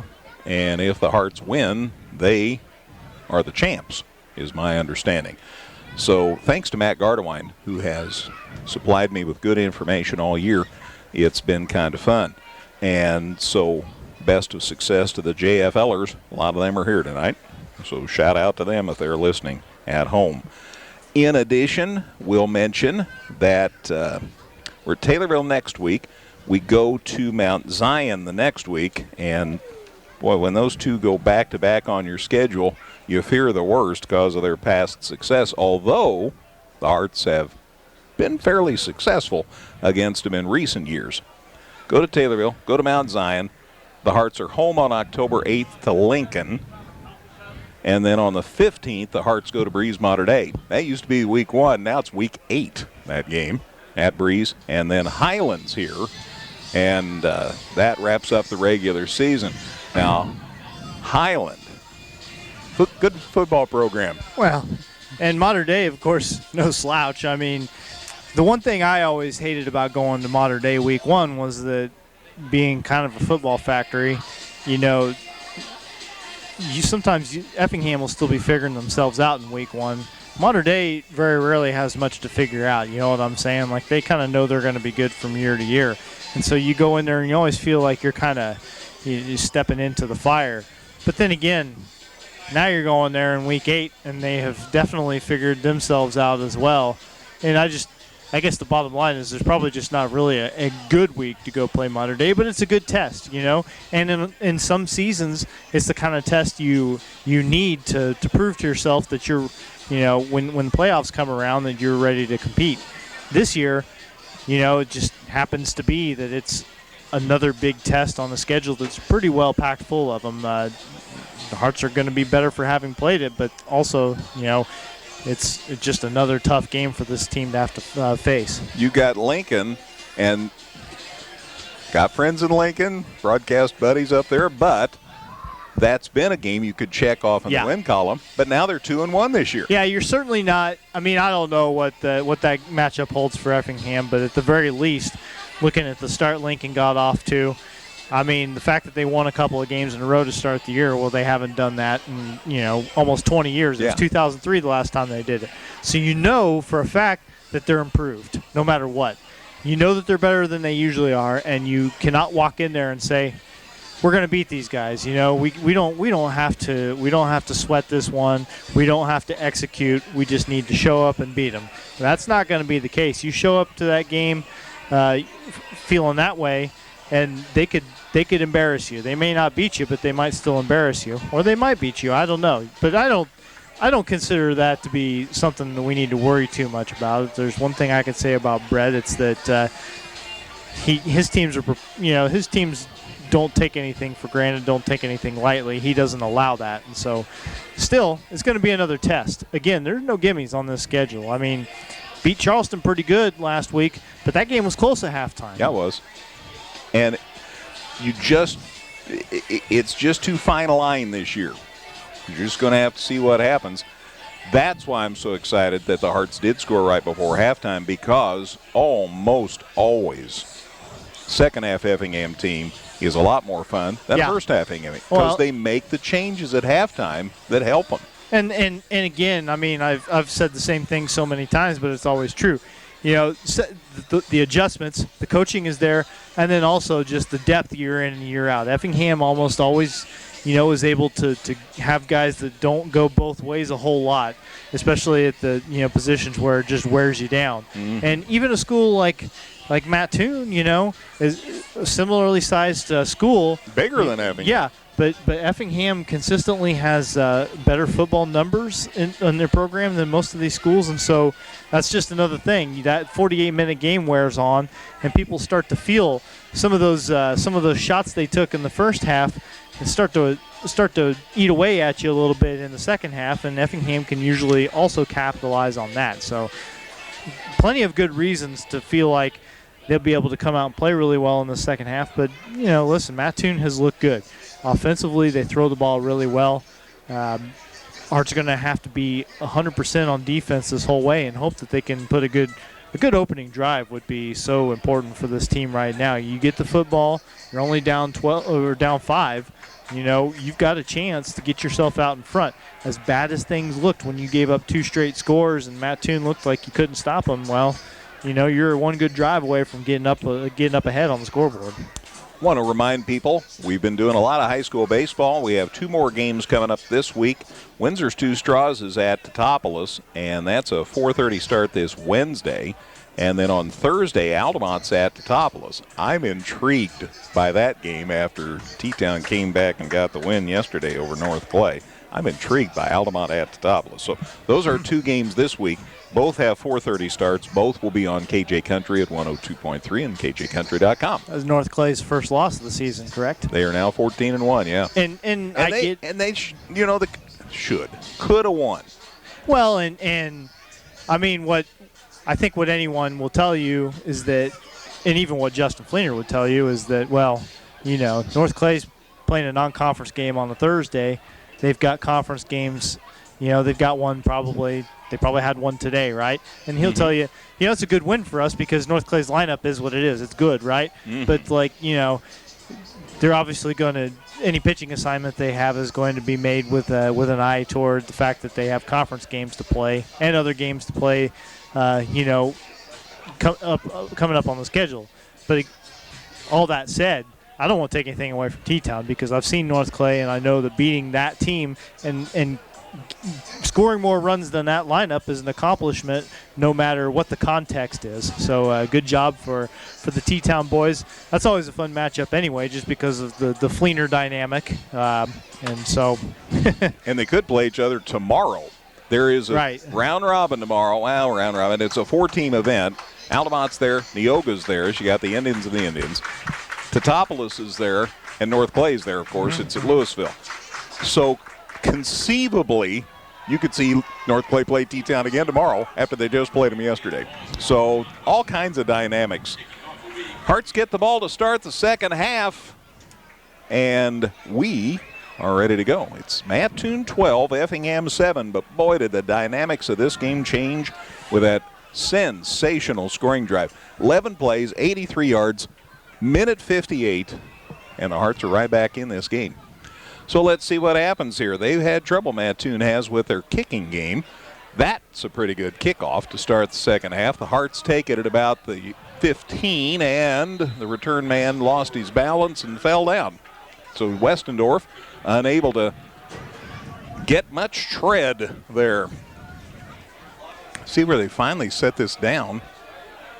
These folks have been a crew I've wanted to wait on through this game so far tonight. Sit it down at the 18. First and 10 at the 18-yard line. That's where Effingham will start it. Again, back within 5 as we start the second half. Let's see what happens here. Pontius going to start up under center on first down. Estrada split wide right, comes to the near side, or comes to the middle. They hand it off, and maybe a couple of yards. Call it the 17. John Westendorf the carry to the 17. So that'll make it. I actually lost a yard. Yeah. 2nd and 11. Sit it down on the 17, so 2nd and 11 at the 17-yard line. An inauspicious start to the second half. From the shotgun now, Pontius kept, and not much there for him. That's a loss, too. Mattoon didn't like that score late in the half. They are tearing it up here, back to the 15. So there's 2 more yards lost. So it's 3rd and 13. Well, Effingham was able to throw the ball pretty successfully at the tail end of that first half, and they find themselves quickly in a position where they're going to have to put the ball in the air here, you would assume. And I can hear people saying, oh, of course they know they're going to throw. Well, they knew they were going to throw in the end of the first half, and they scored. So, hey. Anyway, from the shotgun, Pontius got a man in motion. There's the snap. Coming to the near side. They're after him. There's a flag. Somebody can get called for a hold, I promise. There's a pass play complete to Estrada. Now the ball's loose. Mattoon picks it up and runs it into the end zone. And they scored a touchdown. So let's see what this is all about. The hold, they're going to waive the holding off. They're going to, I would imagine they're going to decline the hold, and that's going to be a Mattoon touchdown. Flags thrown at the 10. Hold. Oh. Yeah. Well, they signaled it. Okay, the hold's on the Hearts. Obviously, Mattoon does not accept that. Mattoon got the ball. Estrada must have fumbled is the only thing I can figure because it looked like it was complete. Mattoon ended up with the football, and they ran it back in for a score. Darius White was the man who recovered that. I'm going to say that it was at about the, I don't know, probably about the 20. I'm going to say the 21. That's a good assessment. So Darius White has had a good night, and, man, that's 2 turnovers that have turned into Mattoon scores. And what a terrible time for it to happen right after the Hearts had so much momentum at the end of the first half, and now Mattoon's come right back and gotten those points back, although we don't know, and Mattoon's acting like they don't know what they're going to do as far as a conversion here. They just chat. They're going to go for 2, which makes sense to me. From the shotgun, low snap, he picks it up, throws it across the middle, and it's caught for the conversion. So they convert for 2 after he dropped it. Maybe you relax a little. The throw, a little slant across the middle, and it's caught for the 2-point conversion. So just like that, the Hearts are down 13. 20-7 Mattoon with 10:31 to go in the third. Kickoff on the way in 30 here on 97.9 XFM. Hi, this is Jason Rohn with Fieldcrest Homes. Is finding a home that fits your lifestyle a challenge? Does the thought of building your new home seem nerve-wracking and stressful? Dream, design, build, live. Experience the Fieldcrest Homes difference. With over 25 years of experience in construction throughout Central Illinois, our collaborative approach using the latest technologies will allow us to bring your vision to life on time and on budget. Begin your journey towards your new home today by calling 217-240-0857 and visit our website at fieldcresthomes.com. All right, so Dustin, I'm trying to cipher this one out. It was a fumble. Yes, a fumble recovery. I wrote down 21 yards. It was in that neighborhood for Darius White. And then the pass play for 2 is good. So there's no time of possession. Nope. Well, 3 seconds when he ran it back, but that's it. So Mattoon's back up by the biggest, well, they're not back up. They're up by the biggest margin they've had tonight. Onside kick or squib kick by Mattoon, and the Hearts end up with good field position. Good job by the Hearts as they ran up on that ball, and it's recovered by Evan Weymouth, and he recovers it to Effingham's 39-yard line, so they end up with pretty good field position. Man, 2 turnovers, and both have resulted in Mattoon scores. 20-7 Green Wave, 10:28 to go in the third quarter as this drive starts. Pontius up under center. They hand it off to the side. Westendorf still on his feet, and he dove near the 45-yard line. Good gain on first down. Yeah, you know, there's nothing you can do about it, though, right? It all happened. It's in the books. You're down by 13 points now. All you can do is put your head down and get out there and work hard and try to get a score on the board here. And Westendorf gets them off to a good start with about a 5-yard pickup. To the 44, and a Mattoon player on turf. I think that's Darius White from what I heard Scott Mosier say. And, of course, he's been integral to the success Mattoon's had tonight. I see 24 standing over here, so it must be somebody else. It would certainly be, I don't want to say a break. You don't want people to get hurt, but, of course, White has hurt Effingham offensively so far. Kid sat up for a second and then had to lay back down. They were trying to get him up, and he said, whoa, hang on a second here. So times stop with 10:16 to go in the third quarter while they tend to the injured Mattoon player. Hearts got 5 on the run by Westendorf, so they have it 2nd and 5 at their own 44-yard line. Boy, now the Hearts are in a position where they just about have to come back and get a score or sustain a really good drive. Yeah, you're quickly knocking on the door of being too far behind the 8 ball if you can't get something across the goal line right here. And really, if for no other reason than just from a psychological standpoint, like after the way you just gave up that touchdown, you want to get the momentum back on your side. Boy, the player's on his feet. He is still really woozy. It's a lineman. T.J. Owens. Number 52. He had a good play earlier in this game, getting in the backfield, making a hit. Junior offensive lineman for this Mattoon team. He's still not doing 100%, but he is now walking off under his own power, limping noticeably, but I'm glad he can make his own way off the field. All right, so the 5-yard gain by Westendorf, so it's 2nd and 5. Owens, by the way, the son of a radio guy. His dad, Jeff, is the general manager at the WEIU radio station in Charleston. Pontius from the shotgun, handoff up the gut. That's Westendorf. He got across the 45, but I'm going to wait until they spot it. Then a conflagration in the middle part of the field. And the side judge has him across the 45. Another Mattoon kid on the turf. He's seated. So the officials call time for that. Yeah, Aiden Spurgeon now on the deck. And he's also played well for this Mattoon defense. So boy, they're dropping like flies all of a sudden. Again, the Hearts have deep depth. And the numbers really pay off later in the game. But he's up, and he looks like he's feeling pretty well, Aiden Spurgeon. And you got to come out after they stop play on your behalf. So Spurgeon will trot to the sideline, but that is an important designation there. He's trotting. Looks like he's moving okay, so they'll go get him stretched out, get him figured out. I wouldn't think it'd be beyond the realm of possibility that Aiden Spurgeon and Jackson Spurgeon are related. Seems like a good guess. I don't know. So they gave him to the 45. So it's 3rd down and 4. They fake the handoff up the middle. Pontius looks like he has the first down right near the midfield stripe. They set it back at the 49. I guess I should stop guessing. They certainly have not been pretty generous, but it was still enough to move the chains. So they signal first down. So a new set of downs for the Hearts at the 49, so a gain of 4, and that's what they needed. Now the Hearts hurry it up a little. They run a play and got it to midfield, I think. Nope. Well, no, side judge is telling me no.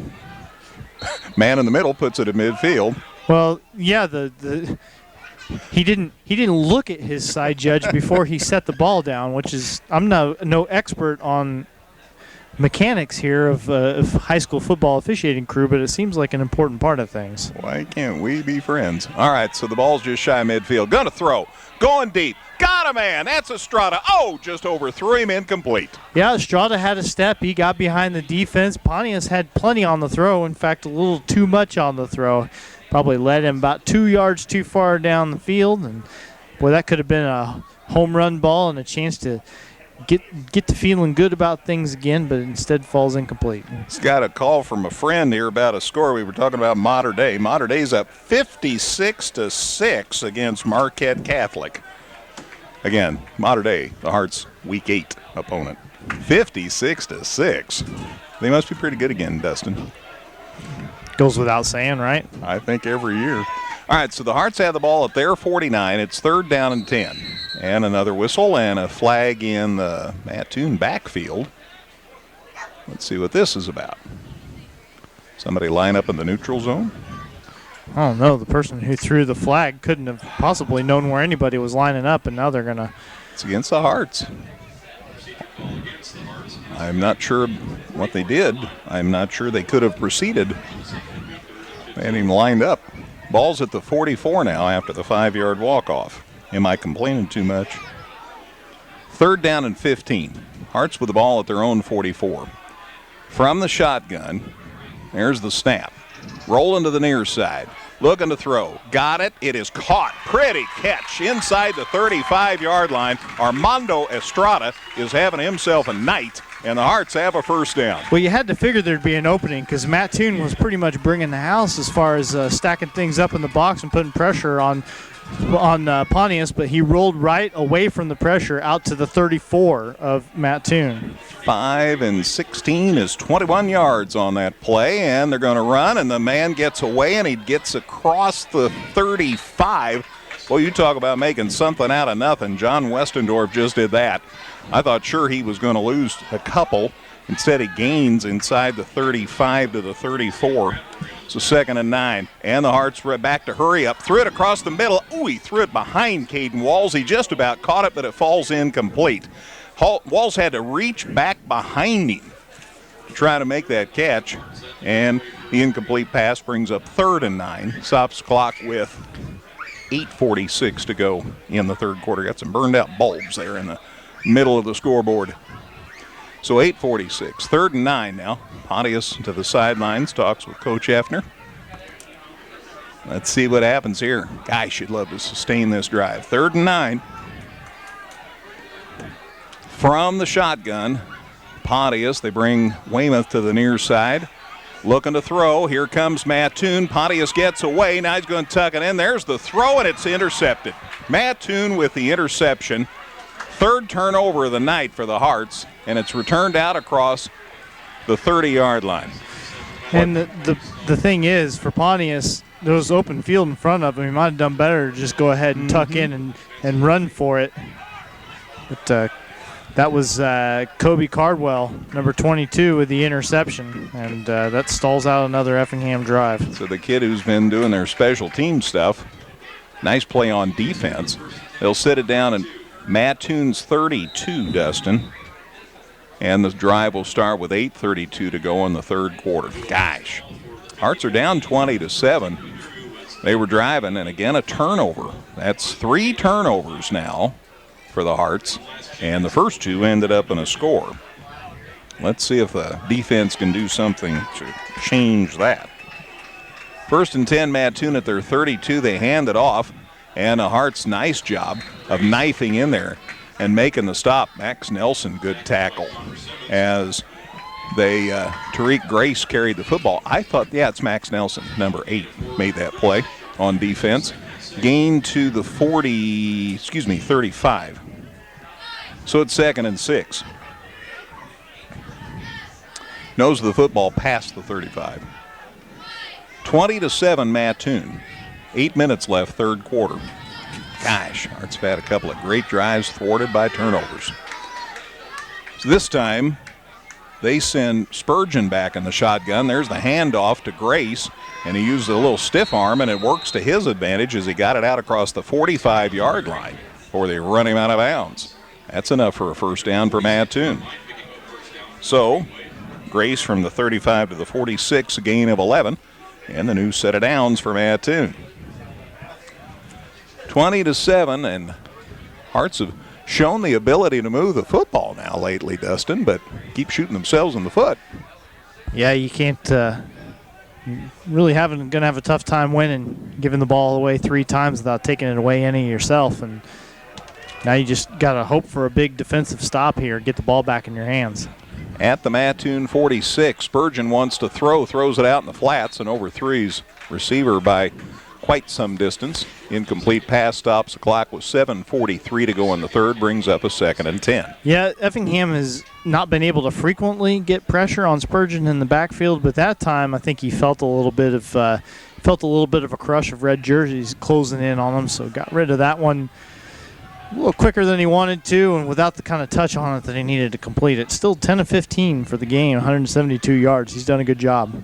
2nd and 10. Mattoon at their own 46-yard line. Spurgeon from the shotgun on 2nd and 10. There's the snap. Fake the handoff. Spurgeon keeps, got away from one defender and a couple of others, and still on his feet, and nobody tackled him, and he gets to the Effingham 45-yard line. About 3 missed tackles on that play, and Spurgeon went from maybe picking up 2 or 3 yards to moving the chains. That'll light a defensive coach's fuse. The gain is just shy of the first down. It's at Effingham's 45. Okay. So it's 2nd and about a half. And so they just send everybody ahead, and they get the first down with a gain to the 40. Spurgeon just kept.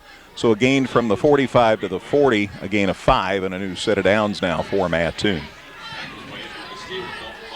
So Mattoon with the ball at the Hearts 40. Still going.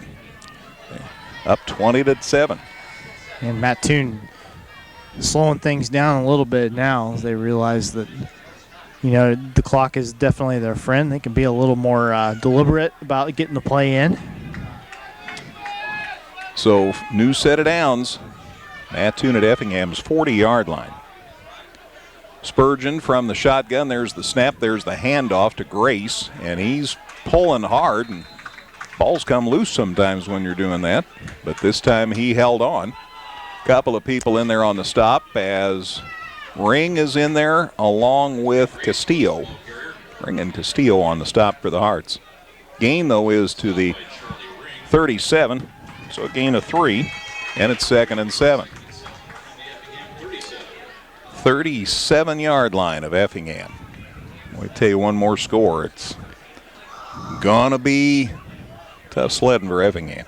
Going to be a lot of throwing the ball, trying to play catch-up. You see that sideline drive used to the utmost. Up under center this time. They run it up the gut and a short gain. Got it inside the 35, and that's the name of the game to get some yardage. Gavin Klein took the run that time. So a gain for old number 32 to the 34-yard line, so a gain of 3. It's 3rd and about 4. Yeah, but you're in 4-down territory for Mattoon, so you'll take a 3-yard pickup here and pretty much take 3-yard gains the rest of the way if you could get it. Yeah, job one, keep that clock rolling. So 3rd and about along 3. Up under center again. There's the snap, going to throw it out in the flats, and it's caught, and he just sidestepped the Hearts defender, and he's got a great gain, and he's down near the 10-yard line by the time they run him out of bounds. Well, Darius White caught that ball, and then just a little hesitation move to shake the one man that was in front of him out of the way, and then picked up a lot of extra bonus yardage at the end of the play. Very athletic, and Darius White with his 7th catch of the game. It's the 12-yard line, Dustin. So the gain is to the 12, and it is enough for first down. So 1st and 10 for Mattoon at Effingham's 12. So a 22-yard gain there, but Spurgeon just on the cusp of 200. He's 194 passing yards. Darius White with 144 of those. Spurgeon staying up under center now. Here's a handoff And not much. The ball's loose, and the Hearts have the football. Well, at last, a turnover that works for the Hearts. Max Nelson might have ended up with it. It looks like they're going to give Edgar Castillo 31. They say he came out of the pile with it. That's who was getting the back slaps there, and so I don't care who came out of there with it as long as Mattoon doesn't have it anymore. So a big turnover. The football is at the 11, Dustin, so there was a gain of a yard.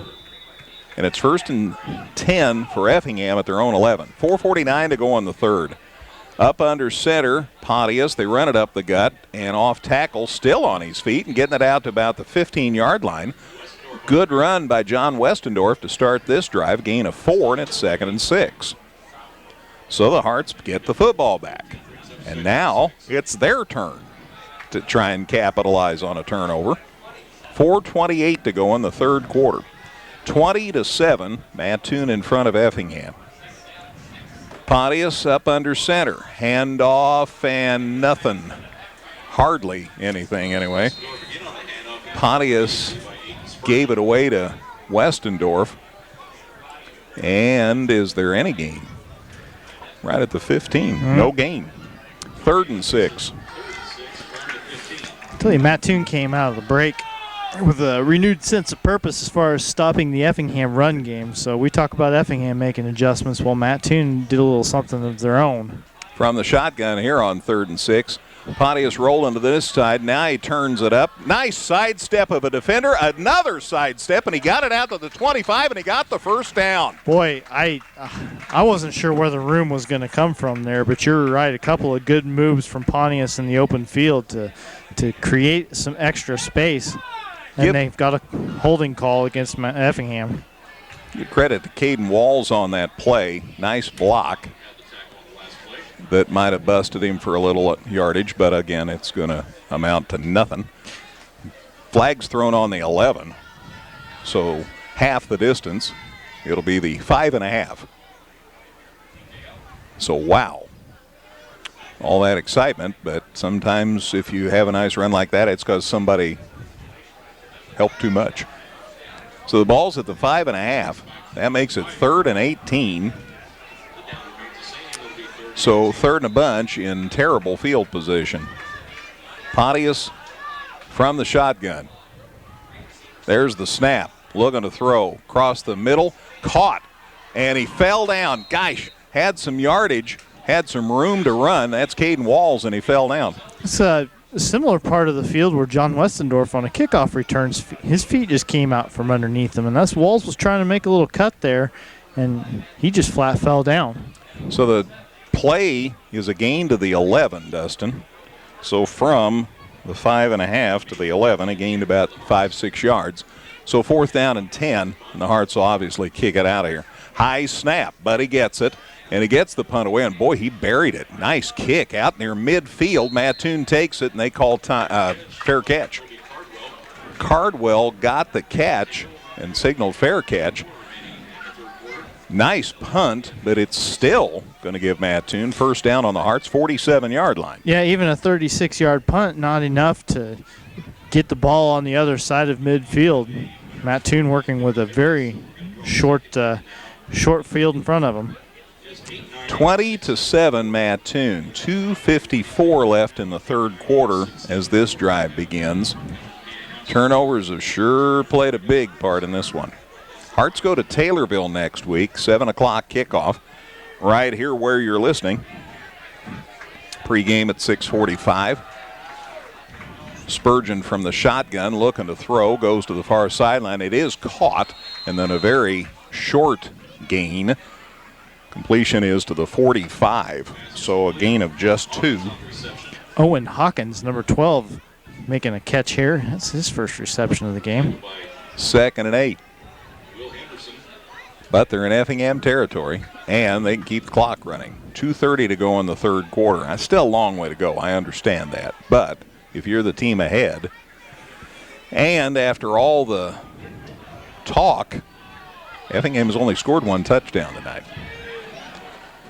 Spurgeon from the shotgun. There's the snap. They hand it off, and they give it away to Tariq Grace. and it's a gain to the 42. So a gain of 3. So it's third down and still about 6 yards to go for a first down. Boy, the Hearts get a stop here. That'd be huge. 3rd and 5. Minute 48 left in the third. It is 20-7, but it is just 20-7. So the Hearts just a couple of scores down. So let's see what happens here. Boy, the pace of the game has slowed down to a crawl with Mattoon taking up nearly the entire play clock with every single play. Down to 6 right here. Spurgeon gets up under center, 2-1, and time called by Mattoon. They got took too long. A little too cute with that one. So they were killing clock, and they had to call time or get a delay of game. So timeout wave. Minute 22 to go in the third. It's Effingham 20. It's Mattoon 20, Effingham 7. Here on 97.9 XFM. The Giving Plate, a meal service with heart. Purchase fresh and frozen meals along with salads and wraps. We have provided over 1,000 free meals to members of our local community. Check us out at our website and order online at thegivingplatemeals.com. Whether you're in the market to purchase a new or pre-owned vehicle, Northside Ford on North Color Drive in Effingham will find a vehicle that works for you. Check out Northside Ford's selection of cars, trucks, and SUVs today. All right, timeout was called by Mattoon with a minute 22 to go in the third quarter. And we'll see what happens here on 3rd and 5. They want to keep things going, of course. They're the team that's in front, 20-7, 3rd down and 5 to go. And we've got a penalty. And I want to see what this is about. Mattoon stepping back, so they think they know. Procedure penalty on the wave. So that's 5 yards. So we're back to 10 yards to go. Back where this series started. 3rd and 10. Mattoon with the ball at the Effingham 47-yard line. Let's see what's up here. 3rd and 10. From the shotgun now, Jackson Spurgeon looking to throw. Here come the Hearts. Spurgeon lets it go, and it is incomplete. And that'll bring up 4th down. Hearts got there just about the time Spurgeon let that go. Stops clock with a minute 14 to go in the third, brings up a 4th and 10. Spurgeon didn't complete that pass, but good composure in the backfield. He's been a lot to deal with. I mean, a big reason why Effingham is trailing in this game right now. The turnovers and the quarterback play for Mattoon. Got to be A and B on the list here as far as reasons the Green Wave are in control of this game right now in the third quarter. So Mattoon with the ball, 4th and 10 at Effingham's 47. Looks like they're going to punt. There's a low snap. They're going to throw instead. Pass across the middle, incomplete, and the Hearts get the ball at midfield. Well, that worked out well. I'll tell you what, if Aiden Blackburn, I think that's who it was, number 23, going across the middle, hadn't slipped and fallen. Now, the throw might have been a little bit behind him. I'm not sure. But, yeah, it was pretty good throw for Kobe Cardwell, the usual punter for Mattoon, but it was incomplete. And so Mattoon will take that field position, or Effingham will take that field position for sure. Without a doubt, 1st and 10 for the Hearts at their own 47 with a minute 10 to go in the third. Man, if they can capitalize on this, it's still anybody's ball game. 20-7 Mattoon.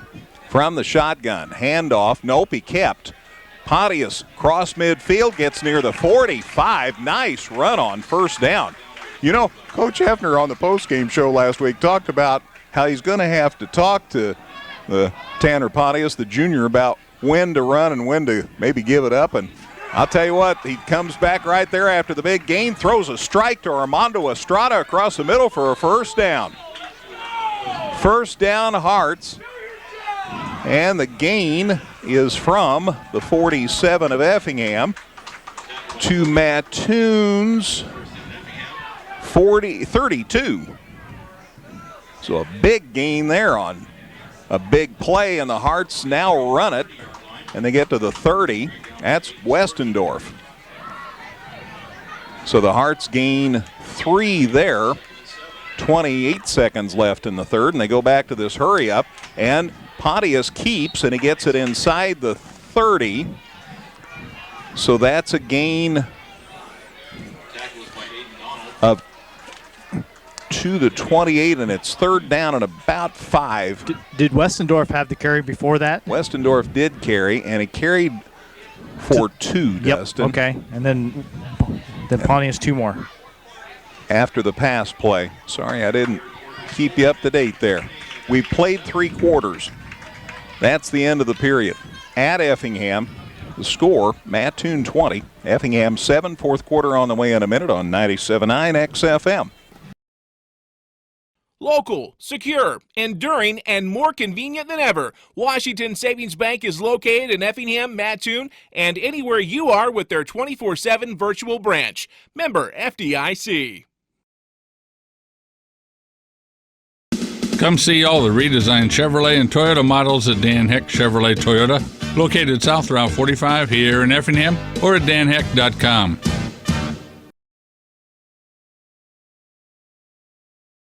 Well, they set the ball down at the 31. Now they set it down at the 29, so please stay tuned for further developments. We go to the fourth quarter. It's Mattoon 20, Effingham 7. Turnovers have been huge in this game. Hearts are trying to stay in this one and maybe come away with a score here. Yeah, Effingham's turned it over 3 times, an interception and 2 fumbles lost. Mattoon's turned it over once. Effingham with the football here. They got to get something going. Football at the 28 is what it says on the scoreboard. They hand it up the middle from the 28, a gain up the gut. That's Westendorf. The football right on the 25, according to the side judge. So the 28 to 25, a gain of 3. Fourth down, though. Still a little bit of work to do. Maybe a yard and a half, something like that to go. Going to be interesting.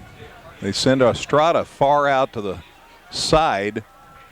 They're going to hand it off up the middle. Westendorf drives and dives, and he's got the first down. He's inside the 20. So the Hearts get a new set of downs at a key moment in this game. Westendorf from the 25. A gain to the 20, gain of 5, and that's plenty enough for a first down. 20-7 Mattoon, but the Hearts at Mattoon's 20-yard line. Up under center, Pontius, handoff, Westendorf, and boy, he got clobbered right at the line of scrimmage. That'll bring up a 2nd and 10. Running at an angle, and Mattoon hit him a lick. So no gain, ball still at the 20, it's 2nd and 10. 11 minutes left in this one, and the Hearts down 2 touchdowns. So they're going to run Caden Walls out here to the near side. Got 2 receivers split to the far side. They fake the throw, fake the handoff, and instead Pontius ran it up the middle, and Mattoon picks him up and carries him back some distance. Yeah, his forward progress got him up to the line of scrimmage, maybe even picked up a yard, but then got thrown way back. Then he got picked up, literally. The gain's to the 19. So out of all that, a 1-yard gain. So it's 3rd and 9 at Mattoon's 19-yard line. Huge play here. At this point, they all are. See what Pontius does here on 3rd and 9. Gonna line up in the shotgun. Now Westendorf beside him. There's the snap. Rolling to the near side. Wants to throw. Can't. Puts it down. Now does throw, and it's almost intercepted. But it's knocked down, incomplete. He just about threw that one in the lap of Mattoon's number 10. And just about another turnover. Number 10 for the Wave is identified as someone I don't have on my group. Yeah, they don't have a 10 on their roster. Incomplete. There's definitely a guy wearing 10 out there, though. Mm-hmm. So 4th and 9. Linebacker number 10. Maybe that's his name. First name linebacker, last name number 10. Spell that T-E-N. All right, huge play. 4th and 9, Hearts at the Mattoon 19. Rolling. There's the pass. It is intercepted. He tried to throw it. to Caden Walls, and he underthrew it, and that's not Caden Walls, pardon me. That's Westendorf, and Mattoon stepped in front of him and plucked it out of the air, and another turnover on the Hearts. Yeah, fourth Effingham turnover of the night, second interception for Pontius, and that was Slater Trier who made that interception at the 2-yard line, brought it back to the 10. So the line of scrimmage had been the 19. In the interception at the 2, that's 1st and 10 for Mattoon at the 10 with 9:49 left in the game. Boy, turnovers been huge tonight. And Mattoon will go back to taking all the time they can. Play clock's down to 6, and they're awfully deep in their own territory here. And so they're going to call time. Timeout with 9:49 to go in this one. It's still just a 2-score game, but Hearts can't get anything going sustained. It's Mattoon 20, Effingham 7. Gail, let's come back in 30 here on 97.9 XFM. Evergreen Nursing and Rehabilitation Center wishes area teams the best seasons ever. Evergreen has rehab to home suites for short-term rehab following hospitalization. They offer physical, occupational, and speech therapy. Go to Facebook at Evergreen Nursing Rehab for more information. The Giving Plate, a meal service with heart. Purchase fresh and frozen meals along with salads and wraps. We have provided over 1,000 free meals to members of our local community. Check us out at our website and order online at thegivingplatemeals.com. Cale Kimbrough, CJ, who's videotaping up top. Found out from the Mattoon guys upstairs. Cale Kimbrough, he's a freshman. And he's the one that got that interception for the Green Wave a minute ago. So good move by Mattoon to call him up to the majors. All right, the ball is at the 10. 3rd down now. Big play here. I've said that a lot, haven't I? Rolling to the far side. They're going to throw. They go deep. They got a man. So do the Hearts, and it's picked. Interception by Effingham. And the Hearts get the ball back. And that is Mr. Simmons. Connor Simmons having himself a game. And Effingham gets the ball right back with 9:41 left in this 20-7 game. They're going to call it the 44 of Effingham. Mattoon going for the jugular, I guess, but threw that one downfield, and Effingham with its second takeaway of the game. They needed that. Got to do something with it, though. They'd been so steady Eddie, and then they run that play.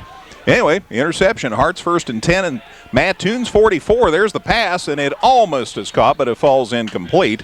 Paul was underthrown. I'll tell you what, Weymouth did what he could to try to make the catch, but there was no way he could grab that. Incompletion stops the clock with 9:37 left in the game. Brings up 2nd and 10. Again, the ball is at Mattoon's 44-yard line. Holy cow, what a game. Much anxiety in this contest tonight. Hearts trying to get even on the season at 2-2. They'd be 2-1 in the conference. From the shotgun, there's the snap. Coming to the near side, looking. There's the pass, and it's way off the mark, and he got picked again. I think it might have been tipped. That was Kobe Cardwell for the second time picking that one off. Ball's at the 30. So Mattoon will get it 1st and 10 at their own 30-yard line. Dueling turnovers. Yeah, no kidding. Pontius was on the run, rolling to the near side of the field. So you can't plant in a situation like that. And maybe the ball was indeed tipped.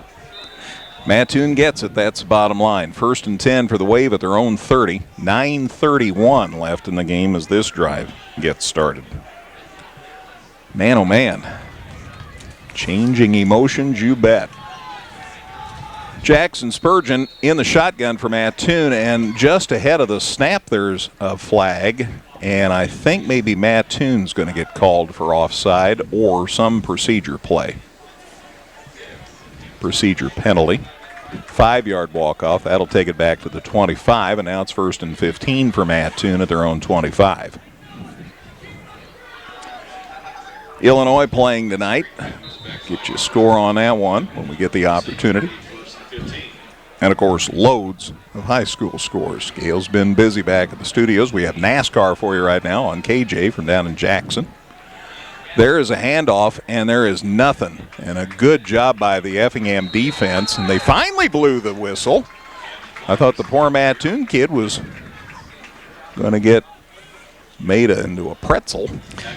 They finally took him down, Gavin Klein. Yeah, and Effingham playing it to the whistle. They didn't hear it. They're going to keep coming at him. Back a yard to the 24. Gavin Klein taking that run, by the way. That's his third carry of the night. 6 yards for him. So the 5-yard penalty. Now a run play for a loss of 1, and it's 2nd and 16. 9:50 left. 20-7, Mattoon leads Effingham. Boy, turnovers. How huge have those been tonight? 5 for Effingham. That's a lot to overcome. Handoff going to the far side and a big sweep, and he's got a first down, and he's out across the 40 before they finally take him down. Nice run out there by Gavin Klein. They've gone to him a lot lately. So a gain from the 24 out across the 40 to the 42. So a gain of 28 yards. 18 yards, pardon me. 24 to the 42, an 18-yard gain. And a new set of downs for Mattoon. And we're down to 9:20 to play. And they will again let that play clock run for a little bit. Very nonchalant. Man, it's 20-7, but it seems like the Hearts are down by 40. Spurgeon from the shotgun. Low snap, but he gets it. Hands off, and nothing. Nice job by the Hearts. He's still in negative territory on this series as the ball ends up at the 40. Loss of 2. Now they're going to call it the 41 now. So a loss of 1. So it is 2nd and 11. Mattoon just keeps looking at that clock. Down to 7:40 to go. Hearts need 2 scores to get ahead in this one. Hearts trying to get to 500 on the season.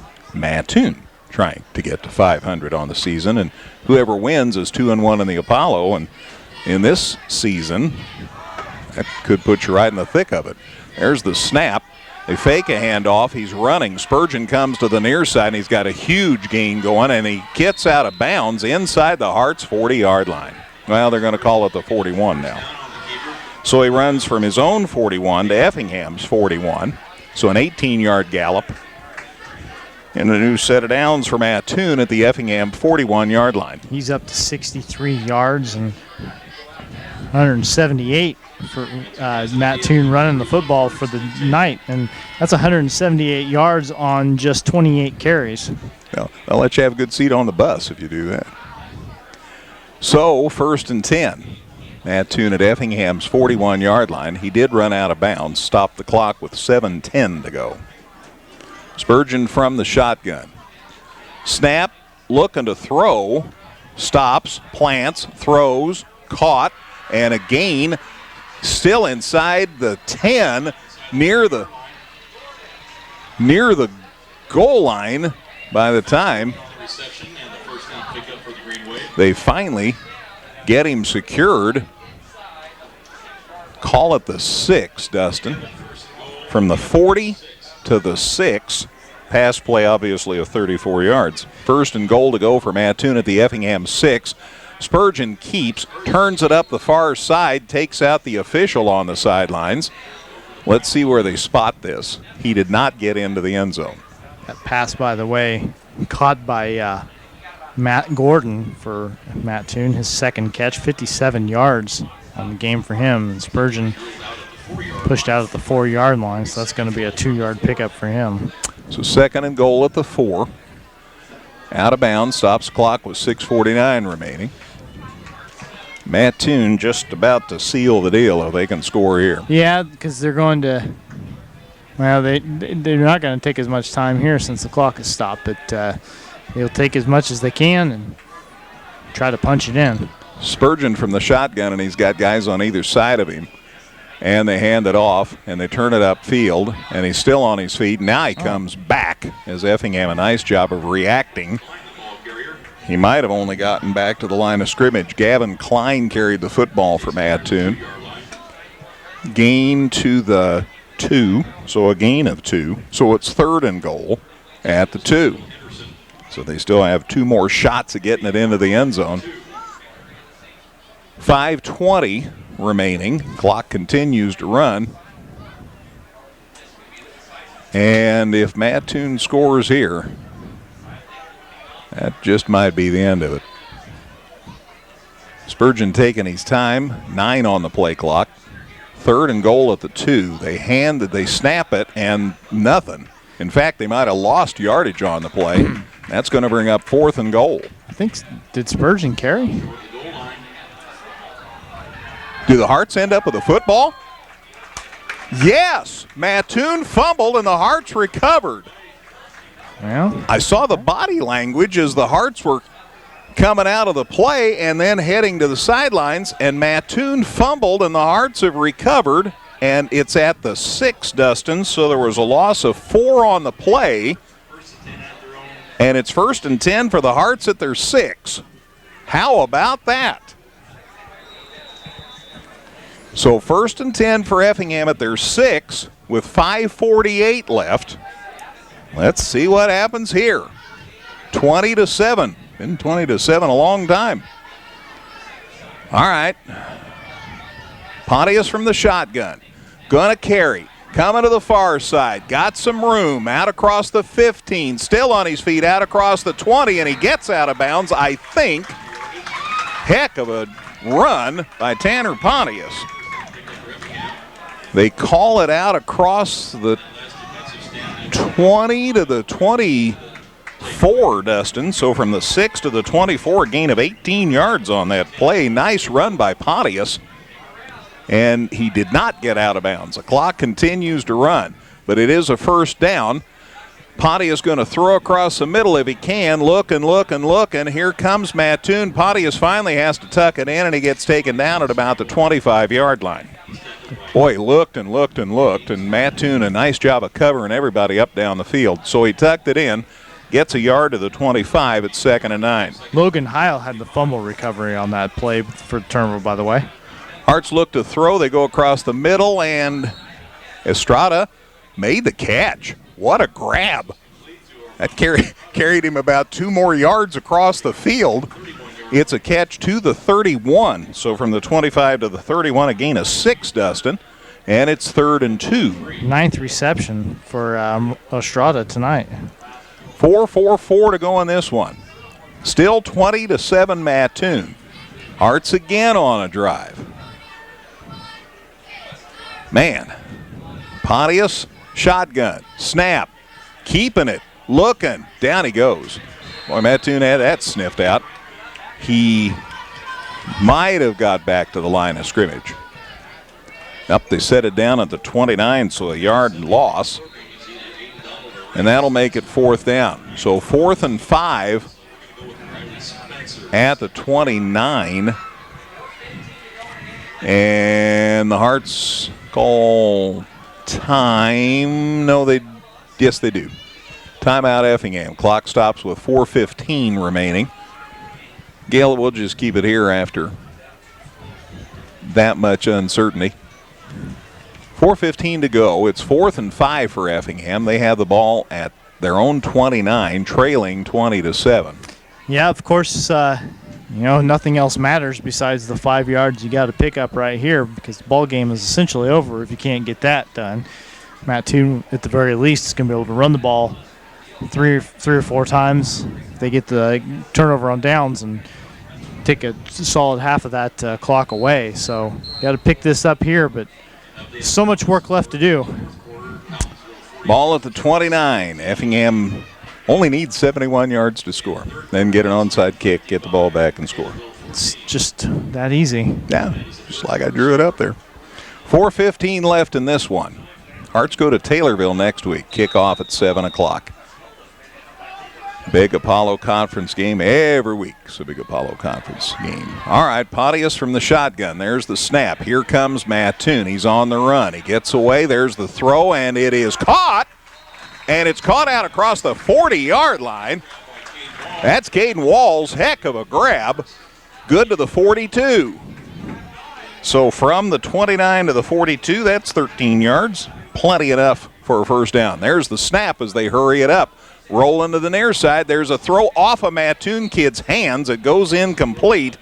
But that was a scary moment as the Wave had their hands on another ball, but it came up empty. Jacob Weaver was the intended receiver for the Hearts out there in the flats. That stops the clock, the incompletion, with 4:02 remaining, and it's 2nd and 10. Yeah, Mattoon already with 3 interceptions in this game and awfully close to a 4th right there. Man, oh man. Hearts at their own 42. There's the snap. Pontius up the middle. There's a flag. Let's see what that's about. Most likely a hold. Gain out across the 45 to about the 48, but pretty sure this one's going to come back, be against Effingham. Ball is planted at the 47. And there's the hold on the Hearts. So a hold with 3:57 left. Flag was thrown at the 40, so this could really be costly. If they walk it back from where the flag's thrown, and they are, back to the 30-yard line. Yikes. Hearts had it out across the 40. Now it's back to the 30. So still 2nd down, and 20-some yards, 22. 2nd and 22. Down to 3:50 to go. Well, Mattoon knows the Hearts are going to throw. Hearts know they're going to throw. We know he's going to throw, and he throws it out here in the flats. It's caught by Caden Walls, and very little gain. Might have got it near the 30. Back to the original line of scrimmage. I mean, Walls dropped that, I thought. They're calling it a reception, but... And they call it good to the 29, Dustin. But Coach Hefner's saying we lost a yard on that, and it should have been an incomplete pass and stopped the clock. They lost a yard on the pass to Walls, though. So they call it a completion to the 29, so it's 3rd and 24. That lost yardage. 3rd and 24. Gonna throw, looking to throw. Gets away from one defender, coming to the sidelines, and they get him down before he can get out of bounds. There's another flag anyway. They're going to call another hold on Effingham here. That'll bring up 3rd and even more. And we're down to 2:58 left in the game. Another Mattoon kid shaken up. Flags at the 29. Right about the line of scrimmage. It is another hold. Mattoon declines it because it's 3rd and 24. So they're saying, hey, let's bring up 4th down. So 4th and 24 for Effingham at their own 29. 2:58 remaining. Now they're going to call it the 28. Which, well, anyway. So it's 4th and 25. You just got to look up the old 4th and 25 play in your playbook. It's usually toward the back a little bit. You don't have to get to it too much. Yes, indeed. And if they convert, that'd be big news. There's the snap. Pontius looking to throw. Across the middle. It is incomplete, and it's Mattoon's football. Yeah, he had Jacob Weaver coming open across the middle of the field there, but put it in the turf about 1.5 yards out of Weaver's reach. That's a turnover on downs, and pretty much all she wrote here. 2:54, all that's left, and the Hearts trail 20-7. Mattoon, I don't think we're going to see any more passes. Would not be advised anyway. Hearts have 2 timeouts left at the moment. 2:54 again left in the game. Mattoon in front of the Hearts, 20-7. So if you're a Mattoon fan, you're thinking, okay, we beat Taylorville last week. We beat Effingham tonight. Tell you what, that's a couple of pretty salty wins. We'll see here. Still 2:54 to go. Anything can happen, right? That's why we're playing. So they get him up under center, this quarterback from Mattoon, and he hands it off, and the ball's loose. Can you believe that? And the Hearts get the ball back. Holy moly. Tariq Grace got the handoff from Jackson Spurgeon and promptly lost the football. Noah Jones coming away with it, so Mattoon can't hang on to the football. They're doing everything they can to give the Hearts a little bit of hope here. Man, oh man. You talk about changing emotions. I thought it was going to be mail it in time, and here the Hearts get the football back. 2:47 left. And again, it's only 20-7. Let's see whether the Hearts start to airmail it here. Pontius looking to throw. Rolling to the far side this time. Turns it up. He's still looking. Still behind the line of scrimmage. Down he goes. Back near the 20. So a big loss. And that'll bring up second and even more. And the clock continues to run. 2.5 minutes to go. They call it the 21, Dustin. So it's second and 12. Just a loss at 2. Not as long as I had thought. They're going to throw. Going deep. Got a man. That's Estrada. Caught it. See ya. Armando Estrada. Touchdown, Effingham. There. Let that baby go. Estrada took care of the rest. 79 yards. From the 21 to pay dirt.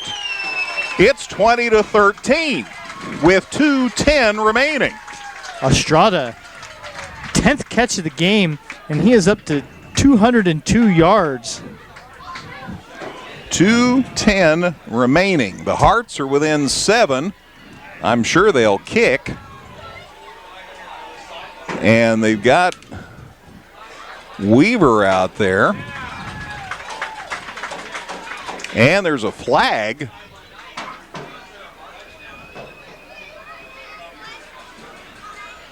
And the officials are running around the middle of the field talking it over. Now they're going to go over and talk to Coach Johnson. And they're going to talk to Troy Johnson about this. Well, I wasn't watching anything but the ball, so. Sure. The flag was right here along the Effingham sideline, right between the 50 and the 40-yard line of Mattoon. Well, the official signal and the penalty is against the Hearts. Wow. Nope.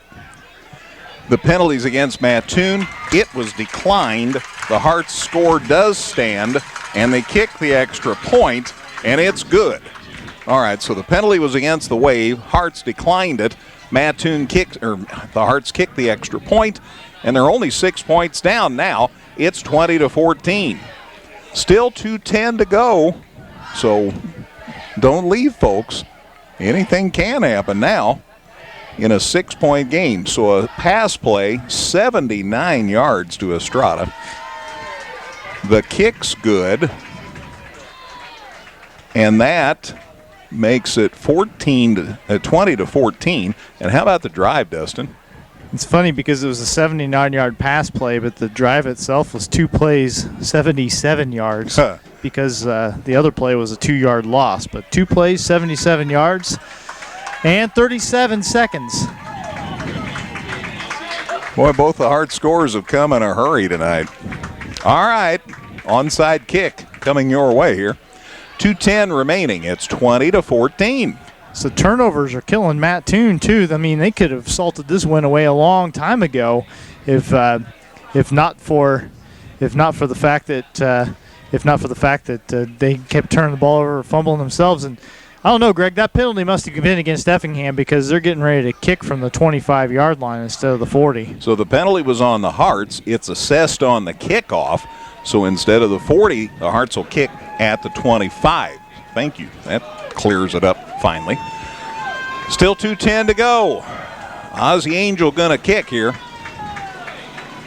And I'm betting dollars to donuts it's an onside kick, and it is, and it does go 10 yards, and Mattoon falls on it right at the 40. Boy, it went 15 yards, and Mattoon fell on it, and I think the faller is number 2 for the Green Wave. That's Slater Trier.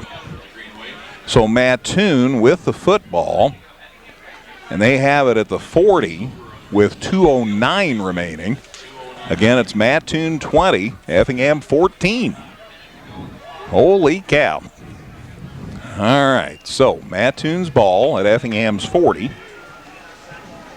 which, of course, is pretty good striking distance. But the Hearts are right in this game. Holy cow. From the shotgun, quarterback's going to keep, and he got maybe a yard or two, stayed in bounds. Gets it inside the 40, and the Hearts call time. 2:03 to go as Spurgeon rushed from the 40, and they call it a 1-yard gain, to the 39. Yeah, Effingham will stop the clock here. So timeout. Gail, let's take a 30-second break. 20-14, Effingham trails Mattoon here on 97.9 XFM. Whether you're in the market to purchase a new or pre-owned vehicle, Northside Ford on North Color Drive in Effingham will find a vehicle that works for you. Check out Northside Ford's selection of cars, trucks, and SUVs today. Local, secure, enduring, and more convenient than ever, Washington Savings Bank is located in Effingham, Mattoon, and anywhere you are with their 24/7 virtual branch. Member FDIC. All right, the Hearts call time with 2:03 remaining. They still have a timeout left. Mattoon got a yard, so it's 2nd and 9. Mattoon with the ball at the Effingham 39. Mattoon leads 20-14. Spurgeon from the shotgun turns it up the field. Gets hit inside the 35, still shy of the first down. And the Hearts will use their last timeout. It's a gain to the 34, gain of 5. So that'll bring up 3rd and 4. Hearts call their last timeout again with 1:58 to go. And now it gets even little more dicey with no timeouts. Yeah, I mean, you obviously can't afford to let Mattoon even get one first down here. So this play and potentially the next one become very important, because you got to figure that, well, yeah, I mean, if Mattoon doesn't get it here, they will try one more time. It's a deep field one way or the other. You gotta dig deep, come up with something big, and probably guess right too a little bit as far as what Mattoon might do here. But they're going to keep it on the ground, of course, so you can kind of at least count on that. But they've chunked off 6 yards on these first 2 carries here. They're able to pick up that average on these next 2, then that's going to be all she wrote. They had the ball at Effingham's 34 with 1:58 to go. It's 3rd and 4. From the shotgun, there's the snap. He dropped it, and they take him down outside the 40-yard line. He kept the football, but that's 4th down. Oh, buddy. Oh, they're generous with the spot. Put it at the 40, but a loss of 6, and it's 4th down and basically 10 yards. And 1:35 to go. Yeah, about 20 on the play clock now, so they're going to snap this ball at the very least with like 1:10, 1:11 left. And they're just, I mean, Mattoon is so unsure with the football right now. The turnovers have just been thick in this game. 5 for Effingham, 4 for Mattoon. And another one here. And Mattoon wants timeout.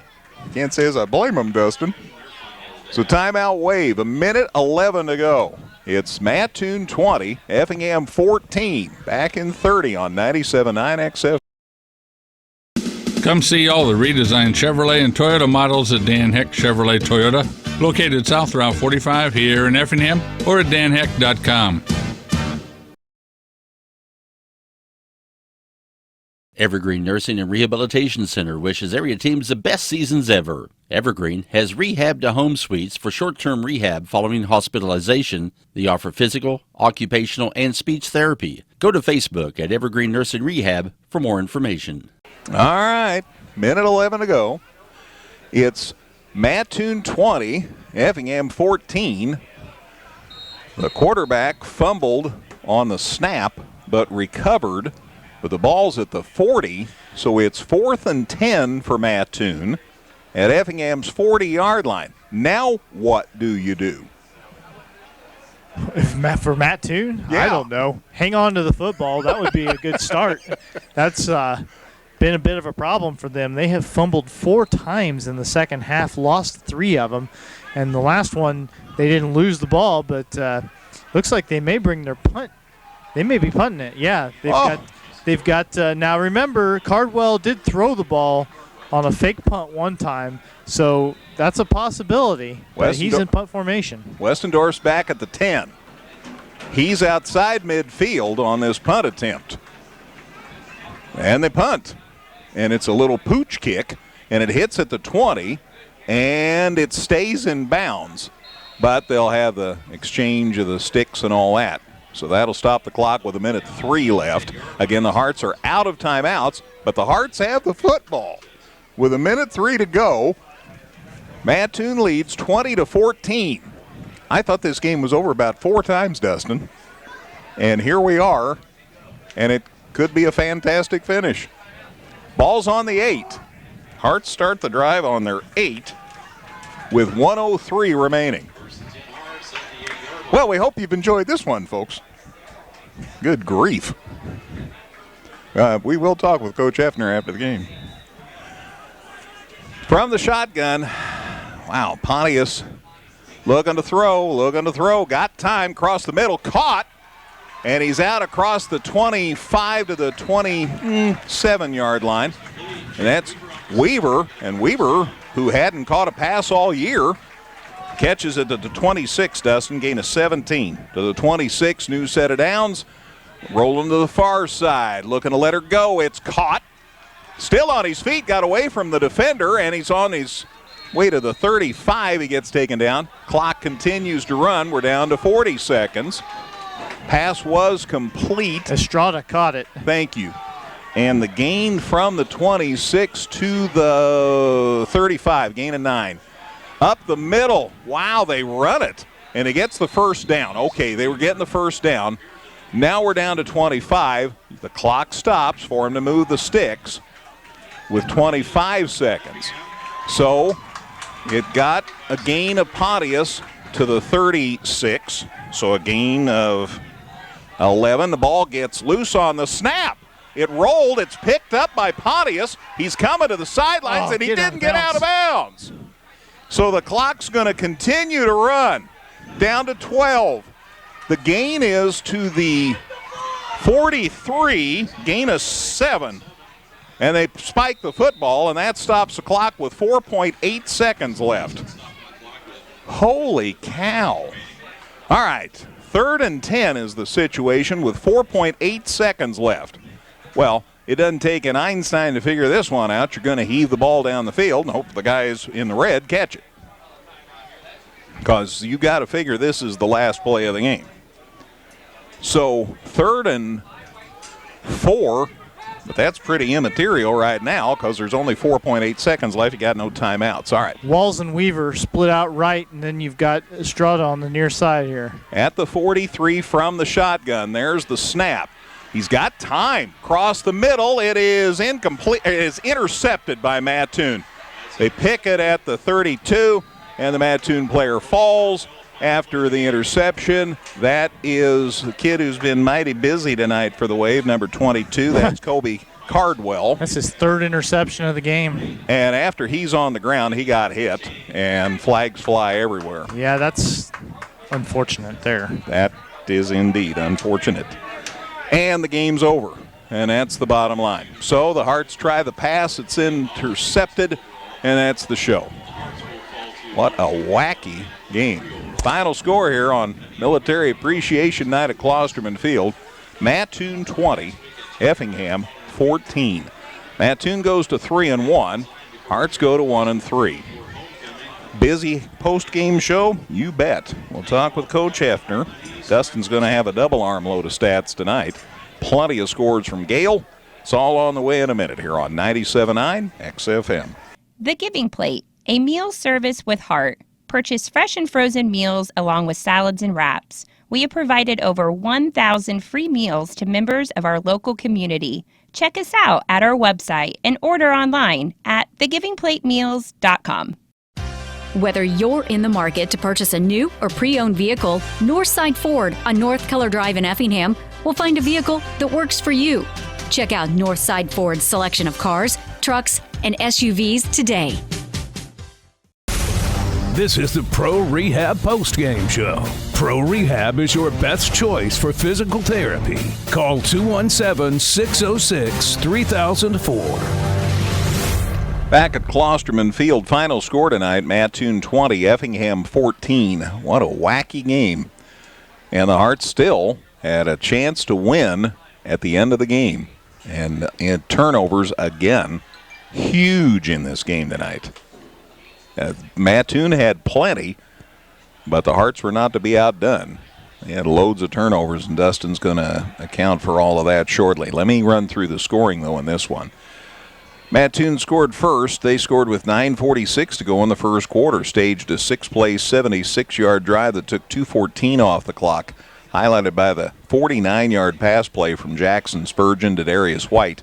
Kick was no good, but Mattoon had a 6-0 lead. They scored again in the first quarter. That came with 1:39 left in the period at the end of a 9-play, 80-yard drive that took 3:59 off the clock, highlighted by a run of 3 yards by Tariq Grace. Again, the kick was no good, but Mattoon was ahead 12-0 in the first quarter. Effingham got on the board for the first time with 7 seconds left before halftime. They staged an 11-play, 88-yard drive that took 1:58 off the clock. It was a thing of beauty. Well executed, sideline passes, guys getting out of bounds to stop the clock. It just was an expert first down.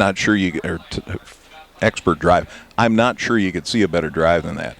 Again, 11 plays, 83 yards, 1:58, highlighted by the 19-yard pass play as Tanner Pontius threw a strike right in the middle of the end zone to Caden Walls, and that got the Hearts on the board. Osvaldo Angel's kick was good, and the Hearts were back within 12-7 at halftime. Well, then the turnovers really began to loom large. With 10:31 left in the third quarter, the Hearts fumbled. Mattoon picked it up, rumbled 21 yards to the end zone for the score. They passed for 2. That conversion attempt was successful, and Mattoon had it up 20-7 on the Hearts, again with 10:31 to play in the third quarter. But then, back and forth, turnovers aplenty, and the Hearts, who I honestly thought were done, got the ball back with 2:10 left in the game, staged a 2-play, 77-yard drive. Again, Dustin correctly said a 2-yard loss, and then a 79-yard pass play to Armando Estrada from Tanner Pontius, 79-yard pass play. The kick was good, and the Hearts were back within 20-14, and with 2:10 to go, it was still anybody's ball game. Hearts tried an onside kick. That was not successful. Mattoon successfully recovered that. And then they promptly fumbled the football. And the Hearts got it back, and it was another opportunity to score, but the Hearts came up empty and threw an interception. So it was a game of lots and lots of turnovers, and that's one thing I'm sure that will disappoint both coaches. But Mattoon holds on for the win. 20-14 the final score. Mattoon goes to 3-1. They are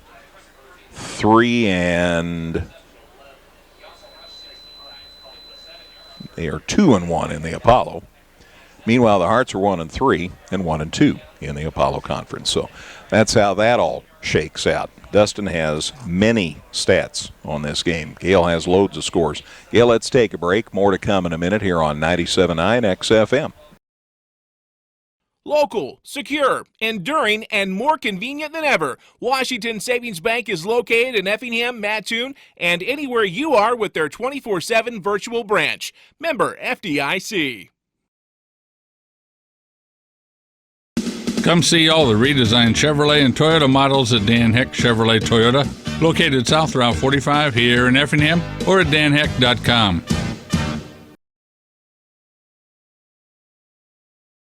All right, back at Klosterman Field, final score here again, Mattoon 20, Effingham 14. Tackle sheet in, thanks to Mike Shackelford, for providing that. What a night tonight for Dalton Fox for Effingham. He finishes with 16 tackles. Been a long time since we've had a game like that. Dalton Fox with 16 tackles for Effingham tonight. Ozzie Angel, besides great job special teams, had 4 tackles. And we've talked already about Connor Simmons and the job he's doing. He had 8 tackles tonight. Edgar Castillo, who was originally going to be a big part of the offense, has turned into a big part of the defense. Castillo tonight with a total of 7 stops. 3 tackles tonight for Maddox Burner.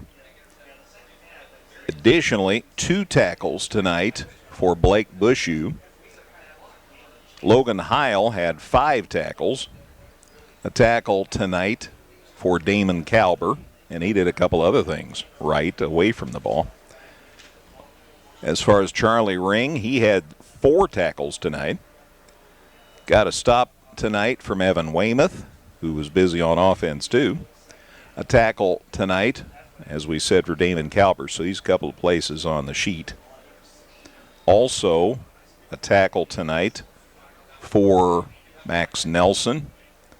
1 stop tonight for Armando Estrada, so he even got in on defense, besides his heroics on offense. And Noah Jones had a tackle. So that's the tackle sheet, and thanks to Mr. Shackelford for all his help in getting us those tackle numbers. Speaking of stats, Dustin's got a lot, and he's still working to make sure the numbers are just so. And Coach will be up for a post-game visit as well. And Dustin signals he is ready to go. Dustin? Yep, I am finishing up just one thing here. I'll just kill some airtime until I have it. I thought I had it. Okay, here we go. So, for the game, Effingham actually outgained Mattoon, 437 to 403. A lot of yards in this game. A lot of yardage, a lot of turnovers. 437 plays on 84, or 437 yards on 84 plays for Effingham. They ran a ton of plays. And that's compared to 403 yards on 56 plays for Mattoon. So Mattoon, of course, only outgained by 33 or 34 yards, and they ran 28 fewer plays. So they were a little more efficient offensively.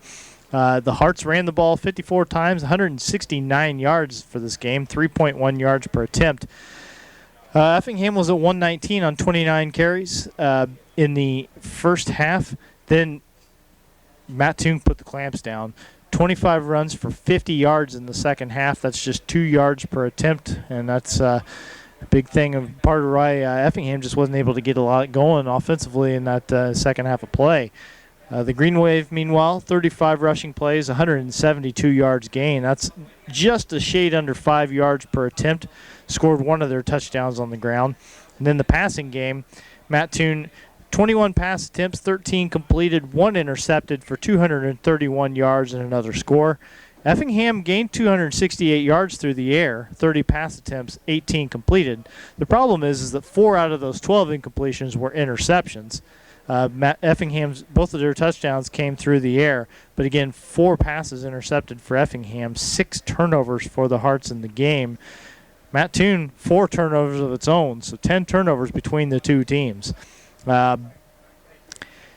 Speaking of turnovers, Effingham fumbled twice in this game, lost both of them, 1 in each half. Mattoon, after playing a clean turnover-free first half, all 4 of its turnovers came in the second half of play. They fumbled 4 times, lost 3 of them, and then, of course, the 1 interception. But 4 interceptions of their own for the Green Wave, 3 of those going to Kobe Cardwell, and then Slater Trier also with a pickoff for the Green Wave. So they made some of those plays when they needed to. Penalties, Effingham was penalized 8 times for 75 yards. Mattoon just 4 times for 35 yards. Time of possession favored the Hearts 26 minutes and 5 seconds to Mattoon's 21:55. Looking at your individual statistics here, Mattoon got 87 yards on 11 carries for Tariq Grace, including a 3-yard touchdown run. The quarterback, Jackson Spurgeon, tallied up 61 yards on 18 carries, and Gavin Klein picked up 25 yards on his 6 runs. Spurgeon 13 for 20 passing, touchdown and an interception, 231 yards. One pass also thrown by Kobe Cardwell on that fake punt. The favorite target was Darius White, 7 catches, 144 yards, including a 49-yard touchdown catch. That was the one passing touchdown for the Wave. Matthew Gordon had 2 catches for 57 yards. Tanner Baker, an 8-yard catch. Gavin Klein, a 15-yard catch. Slater Trier caught one for 5 yards. And Owen Hawkins caught a pass for 2 yards. So 6 different Mattoon receivers catching those 13 successful passes from Jackson Spurgeon. Cardwell, 2 punts for 68 yards. It's a 34-yard average. We mentioned his 3 interceptions. Darius White, can't forget him, fumble recovery for a touchdown. Brought it back about 21 yards, give or take. He also had 2 kick returns for 45 yards. So Darius White, a guy who stayed pretty busy, number 24 for the Green Wave, big part of the victory there tonight. As far as Effingham goes, John Westendorf, 89 yards on 23 carries. Pontius, the Effingham quarterback, Tanner Pontius, ended up with 47 yards on his 23 carries. And Keegan Baker, 33 yards on 8 carries. I think pretty much all that work done in the first half. I don't know how much action he got in the second half. Tanner Pontius, 18 for 30 for 268 yards and 2 touchdowns. That's the good. The 4 interceptions, of course. The not so great, but great was Armando Estrada. 11 catches tonight for 210 yards and a score. That was a 79-yard touchdown that kept Effingham, the little pulse meter that you see in the movies when you're on the hospital bed, and kept it pumping. They weren't flatlining quite yet. I mean, especially appropriate. It's the hearts, right? Yeah, heartbeat. Okay.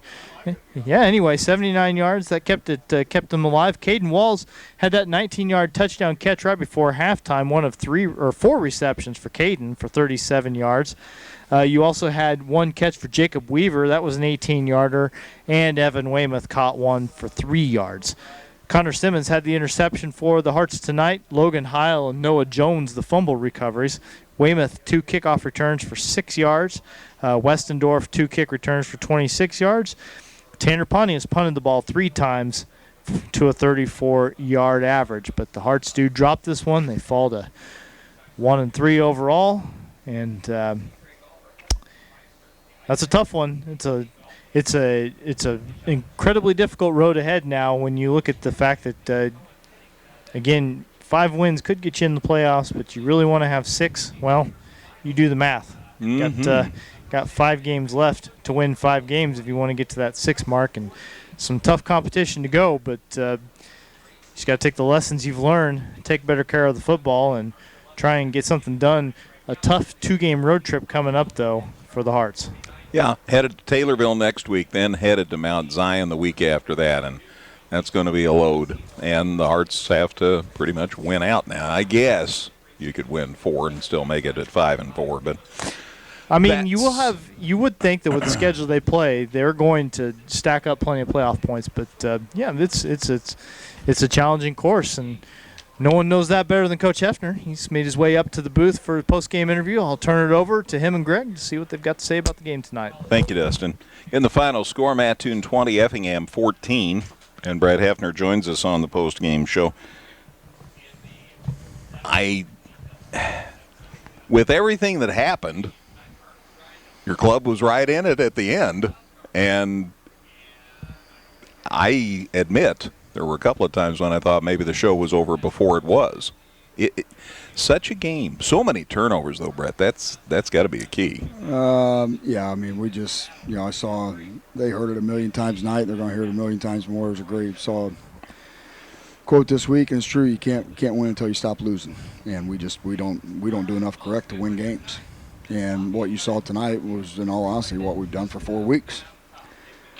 It got cleaned up a little bit last week in the second half, but you look at the first 2 games, and it pretty well coincides with this. We can't turn the ball over. We can't have penalties. We can't. We don't do enough correctly, consistently enough to win. We lose gap integrity defensively. Ball not supposed to get outside, and we dip inside. We're doing, just at every position. And it's a different position each play. And until we eliminate those things that don't allow you to win, we're not going to win. And we got to get better as coaches to keep fixing it. We got to get better as players to keep fixing it, or we got to mix some other players in or something, because you can't keep doing the same thing over and over again and think you're going to get a different result. And we just don't. We don't do enough correctly right now to beat, really good football games. Now, that being said, yes, you are 100% correct. All that went wrong, we were still hanging in there and fighting. I really thought I loved the way we finished the first half. Thought we had a great drive and made some key plays in critical situations. The defense kind of settled in and felt good going in at halftime, only down what we were. 12-7. Yeah, and we were getting the ball to start the half, and thought we had kind of wore on them a little bit, and thought our kids had kind of, okay, all right, we're good. And then come out and don't have good field position. You miss a block on the first play, and now you're 2nd and 10, and we're just like, we're not explosive enough right now offensively, or good enough offensively to stay off downs and behind the chains. We can't do it. One kid that seemed to have a heck of a game was Armando Estrada. Had over 200 yards receiving and a stellar performance. Yeah, and he's come a long way, and works hard at it, and happy for him, and but I'm sure he'd trade all that for a win, sure, like the rest of them would, but yeah, he played well tonight, and our kids, they play hard, they compete, and all that. I will never have any fault with that with them. We gotta be smarter, and we got a lot more we gotta clean up.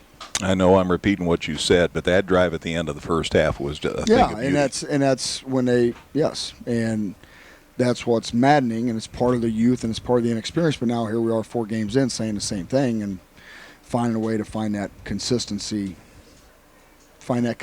with it, and that's a tough part, because when they do things correctly, they are pretty good. Same thing defensively. When we maintain gap integrity, when we generate some pressure on the quarterback, when we get in phase with the receiver and turn and find the ball, like we don't do it consistently enough. And the problem is, to use a basketball analogy, you're guarding somebody, you can't find them. Generally, look under the basket, they probably got the ball, and it just seems like that whatever breakdown it is turns into a huge play, as opposed to, but we've talked about that with them too, that's the difference between Monday nights and Friday nights. Monday nights, it's not a huge play and you can tackle them again. Friday nights, it's a huge play and it might be 6. And that's where the margin for error and learning how to adjust to Friday night is a little different. And it doesn't get any easier now. 2-game road trip to Taylorville and then Mount Zion. No, it doesn't. And that's the tough part of it. The conference is a very good conference. Once Mattoon with 1,000 kids gets better, Muhammad with 1,000 kids gets better, and and you've got Mount Zion, and Taylorville's never soft. Lincoln is better. They were playing Muhammad closer tonight, and then you throw in, like with us, we've talked about before, you throw in St. Teresa, and you throw in Mater Dei to come, and you throw in Highland to come, and no, it doesn't get any easier. And there's not, the margin for error probably shrinks, so a lot that we got to fix and we got to get cleaned up. Hoped we had it more cleaned up by the way the second half went last week. Again, like you said, the end of the first half, the drive and defensively kind of settled in a little bit. Wasn't great, but kept them from scoring, and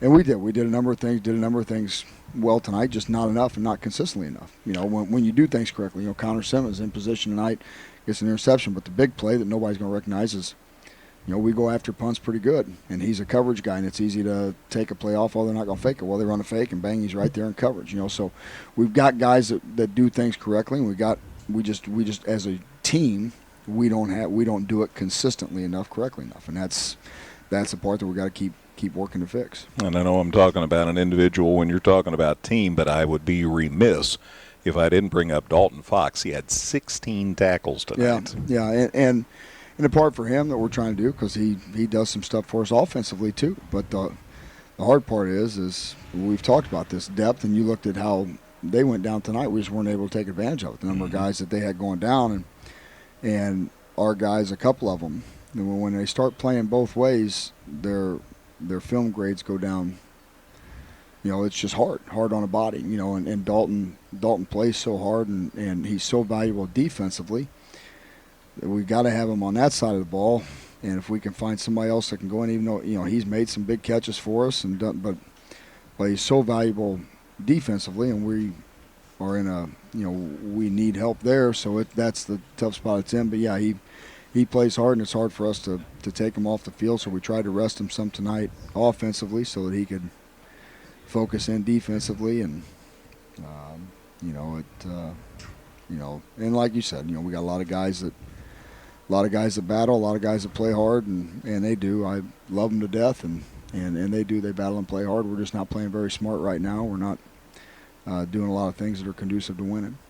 One thing I want to make sure you have a chance to mention, it is Military Appreciation Night, and a nice ceremony before the game, and the kids did a nice job of honoring those who served us so well. Yeah, the Walls family came up with that, wanted to do it, and so they kind of organized it and got behind it. So they did the legwork on that. Our kids did a good job selling the shirts. We sold more shirts than we had the last few years, so that was a positive. Everything was, the class, the graphic arts class, Mrs. Mitchell, her class that makes the shirts, does a great job with that. Great all the way around, except for not getting the win. Yeah, sure enough. Well, we'll look forward to seeing you next week at Taylorville, Brett. All right, sounds good, Greg. Thanks for the visit. You bet. Hearts coach Brett Hefner. Again, the final score, close one. Mattoon wins it though, 20-14. As Mattoon improves to 3-1, and the Hearts now 1-3 on the campaign. Dustin had a chance to go through every stat. Let's send it back to Gail. Gail, what do you have for us in the way of scores? All right, these are all finals. Arcola defeated Cumberland, so that brings their no loss to an end. Arcola 20, Cumberland 14. It was Lawrenceville over Newton, 34-19. Collinsville defeated Charleston 49-14. Fairfield over Flora 52-14. Pana over Staunton Bunker Hill 49-7. Mount Zion defeated Taylorville tonight 55-14. ALAH over Tri-County 41-14. St. Teresa defeated Meridian 68-8. Mount Carmel defeated KZ Westfield 43-7.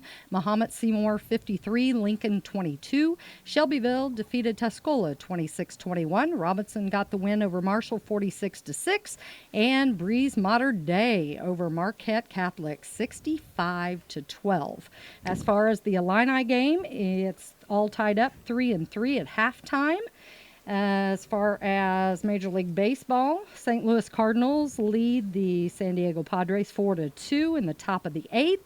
And in that NASCAR race, the Food City 300 tonight, your winner, A.J. Allmendinger. And that's what I have. How about the Cubs game? I didn't look that up. Well, here, let me take care of that. You take care of that. You're the Cubby fan. I'll bet they're losing. Yeah, well, oh, no, don't say it. They're ahead 5-4, top of the 8th. Really? Cubs winning 5-4 in the 8th. Let me see who's pitching. Let me go to see who's pitching. Oh, dear, Trevor McGill. Well, pray for us. Anyway, that's 5-4 Cubs, so we'll keep you up to date on that. Playing the Brewers, by the way. Yeah, so that'll make them only 20 behind the Brewers if they get a win. Okay, enough said. Tough game, Mr. White. Yeah, I mean, we talked in the open about how important this game was for the rest of the season, right? What your course is going to be the rest of the way, how difficult it's going to be to play out the rest of that schedule, if you're going into it 1-3. And that's what happened. I mean, this was a win you needed. I don't think there's any sugarcoating that. But all you can do is move forward. It's disappointing. It makes your road forward a lot bumpier, but it's doable. I don't think that we have seen anything out of the scores from Taylorville and Mount Zion this season that would lead you to believe that they are unbeatable. So you just have to approach it that way. Take care of some business there and try to get yourself to 3-3. And then, Lincoln at home, as much improved as they are, that's a game you should be able to feel like you play well and win, and then see what happens. But even then, you got Mater Dei, who just Scored 60-some points tonight. Just beat breaks off of Alton Marquette tonight, and then Highland coming here. I don't care if it's a road game or a home game. You play Highland, it's going to be a handful. It's going to be a very tough contest. So, yeah, I don't know. There's no sunshine, here. I can't make you promises about how great things are going to be, but the Hearts can certainly find things to improve upon and try to make things interesting down the stretch. So plan on frequent flyer miles heading to Taylorville next Friday night, as the Hearts will be taking on a Tornado team who's mad because they didn't get to play the Hearts in the spring, and then are on a 2-game losing streak. Wow, doesn't get any easier. Kickoff at 7 o'clock next Friday night. Dustin and I and CJ and all the gang will have the action for you. Thanks, CJ, one of the wonderfulest people under 40, or whatever the name of that thing is. Congratulations. Top 40 under 40. Top 40 under 40, and he is. Tops and under 40. So there you are. So congratulations, CJ. Gets that honor later in the month. Me, I'm way over 40. I'm getting too close for comfort. Knocking on the door. And we're not going to talk about Gail because she's a lady. So anyway, that's the latest. Final score again, Mattoon 20, Effingham 14. Good night, everybody. Thanks for listening. This has been a production of Premier Broadcasting Incorporated.